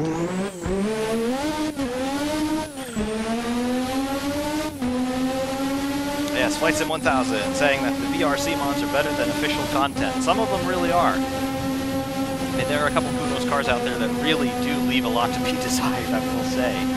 Particularly the earlier ones, the very early ones. For example, the Lotus T125. Terrible car. Really terrible car. If they gave it a revisit, they could really improve it, I'm sure. It should drive like a... It really should drive like the RSS Formula 2 car. And it doesn't drive like that at all. Tires feel like they're made of rocks. But I don't know if Kunos will ever revisit that. It's not a very popular car. I haven't driven it in a year, maybe. So I think they're probably just content to let that one remain as it is. The cars that Kunos has stayed up with, though, and they have updated it as they've released new tire models and tweaked the physics engine, things like that, they are pretty good, but definitely the VRC mods are better than stock content in some cases.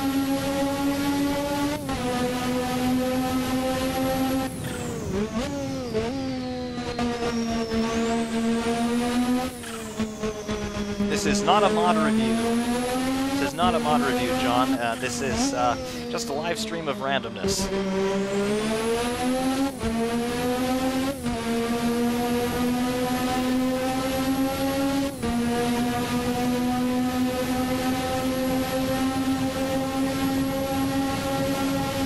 And I have got serious flat spots on the front tires. It is vibrating like crazy down the straights. You might be able to see the force feet back there jumping around in a straight line. And that's because of the flat spots.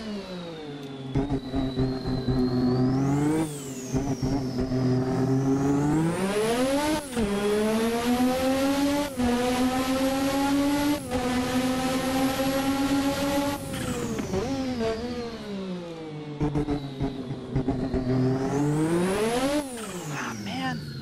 Thought I had it controlled. Evidently not.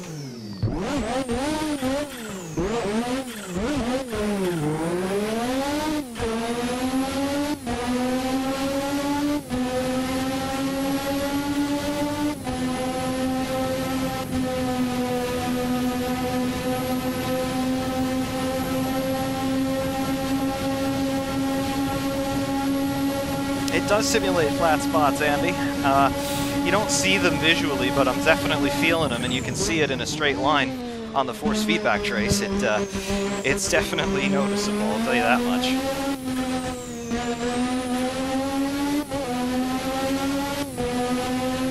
The really high-frequency vibrations you can see when we're running in a straight line. That is the flat spot effect. And I'm feeling it. It just feels like basically somebody is shaking that wheel. It's not a particularly intense vibration, like I don't have trouble holding the wheel straight or anything, but I do feel it.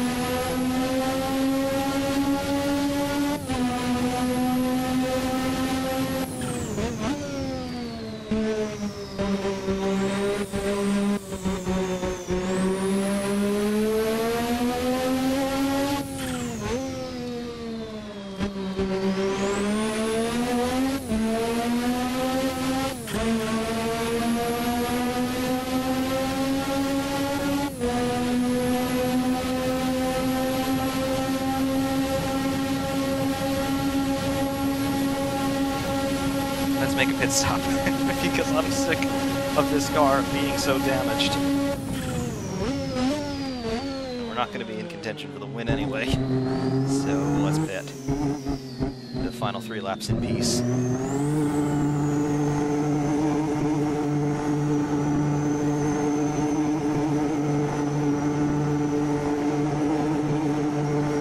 Camera's messed up on the right front, I just noticed.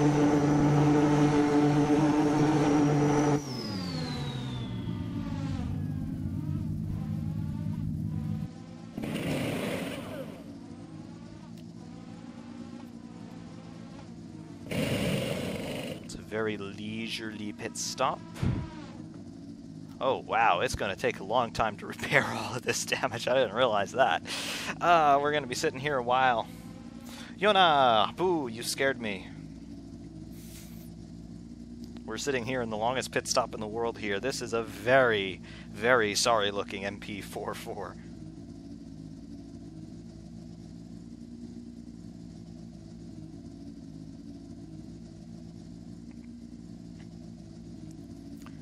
Yes, Juan Sebastian, it is true that there was no pit-to-car communication. There's no radio communication.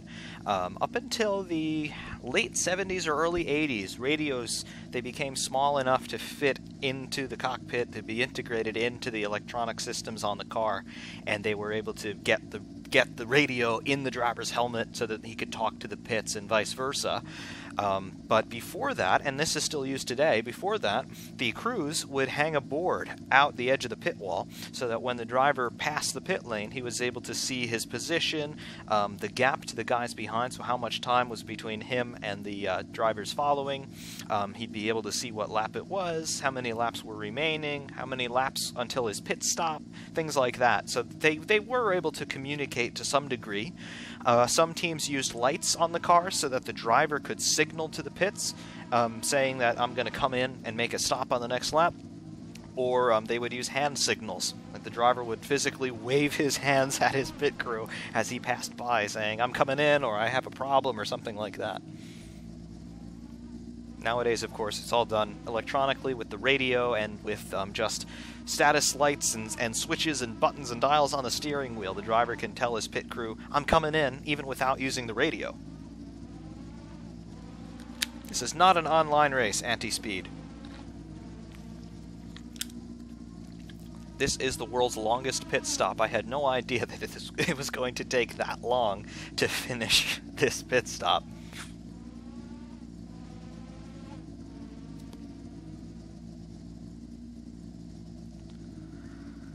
Ah, we're almost there.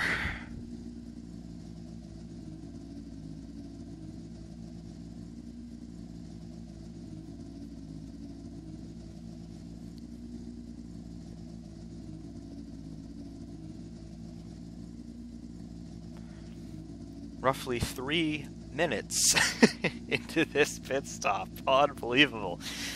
Yeah.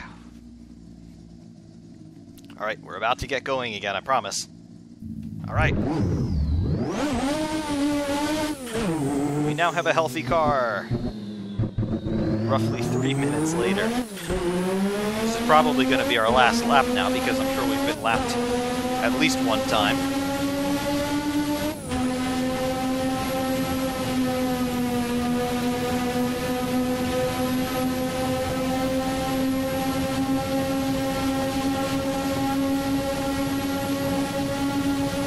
John Thering asked, do I play any other racing sims aside from Assetto Corsa F1 2017? Yes, I do. I do play iRacing on occasion. I still haven't reinstalled iRacing from the time I got this new computer set up. I do still play R-Factor 1 and R-Factor 2, believe it or not. I don't make videos with them really anymore, though, because they just don't look good to me. Assetto Corsa has the best graphics out there and the best blend of content in terms of cars and tracks. I like the way Assetto Corsa looks, and that's why I make most of my videos with Assetto Corsa. iRacing, I think, has better physics, but I think Assetto Corsa and R-Factor 2 have the better tire model, so when you play different sims, you learn about what's good and bad in each. Assetto Corsa could be a little bit more harsh with its physics, I think. They're splitting the difference nicely between console and PC users. They're splitting the difference nicely between controller and wheel users. But the physics on Assetto Corsa are still good enough to where you can consider it a real proper sim. Something like Project Cars, for example, it's really not. Some cars on Project Cars are very good. The Indy car, for example, feels real nice. But you drive some of the tin tops on Project Cars and they feel so arcade it's pathetic. So Project Cars, for me, falls in a different category. I wouldn't quite call it a simcade, but I wouldn't call it a really proper sim either. It's kind of splitting the difference there. Much better on a controller, I would imagine. F1 2017, it's not a sim, it's a game. They have integrated some cool aspects of racing and of driving a car in F1 2017, but the physics are nowhere near even Assetto Corsa, let alone R-Factor or iRacing. So F1 2017 is a fun game. It does bring you into the ambiance of being a Formula 1 driver, and it does let you do some things like manage the fuel level and things like that, but F1 2017, it's not a sim. And initially, I caught a lot of flack for being very harsh in my criticisms of F1 2017, and I still stand by those criticisms. And they were born out of the idea that Codemasters really put that game out to be like the ultimate racing game or whatever, and it wasn't. It just, you know, Assetto Corsa being from 2014 just blows it away in terms of physics. But in terms of the gameplay elements, like especially when you do a career mode and you can sort of start to dictate the direction of development that the team takes on the car through the course of 10 seasons, if you really want to be that committed to it, it's fun. It adds a different sort of development and level of gameplay that you don't get in most sims, because sims are focused on the driving aspect. F1 2017 has turned Formula 1 into a story that you can interact with, and that is worth something, but it's not a sim.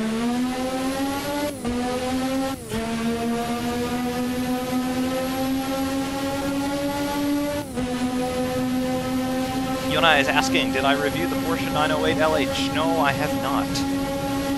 I definitely have not.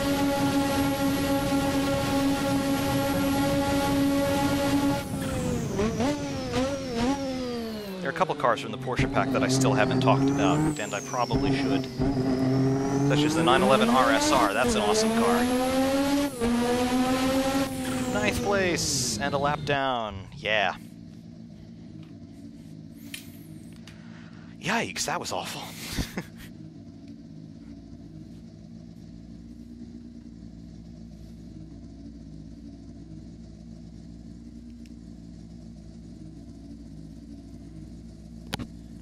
That was really awful, that race, but hey, we finished. We finished. Never give up.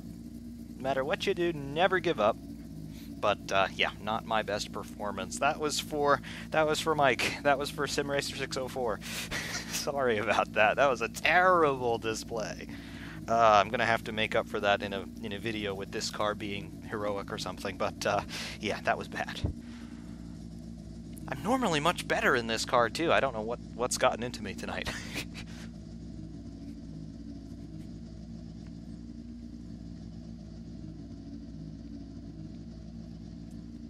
Yeah, anti-speed, I agree with that assessment. Assetto Corsa, they give you cool cars, but they don't give you reason to play with them. In the F1 series, F1 2010 through F1 2017, they do bring you into the storyline of the championship, and it does bring you into the feel and the ambiance of being a Formula 1 driver, and that is worth something. It really is. For a casual player, for a casual audience, That's all they really want. Just like, for example, the Madden football franchise, the series of video games going back to the 80s, the Madden games, they don't even come close to the physical experience of playing football. But people like those games because they have all of the detail in them, and they've got the rosters for all of the teams. They've got the stadiums modeled well. They've got the rules of the game integrated nicely with, you know, being able to challenge plays and stuff like that. I mean, it's people are going for the experience. People want to be able to control something that looks very close to what they see on television or what they see when they go to a football game. And that's why Madden has been successful. It's the same model that the Formula 1 series from Codemasters has followed, and really from any developer has followed, and it's successful for that.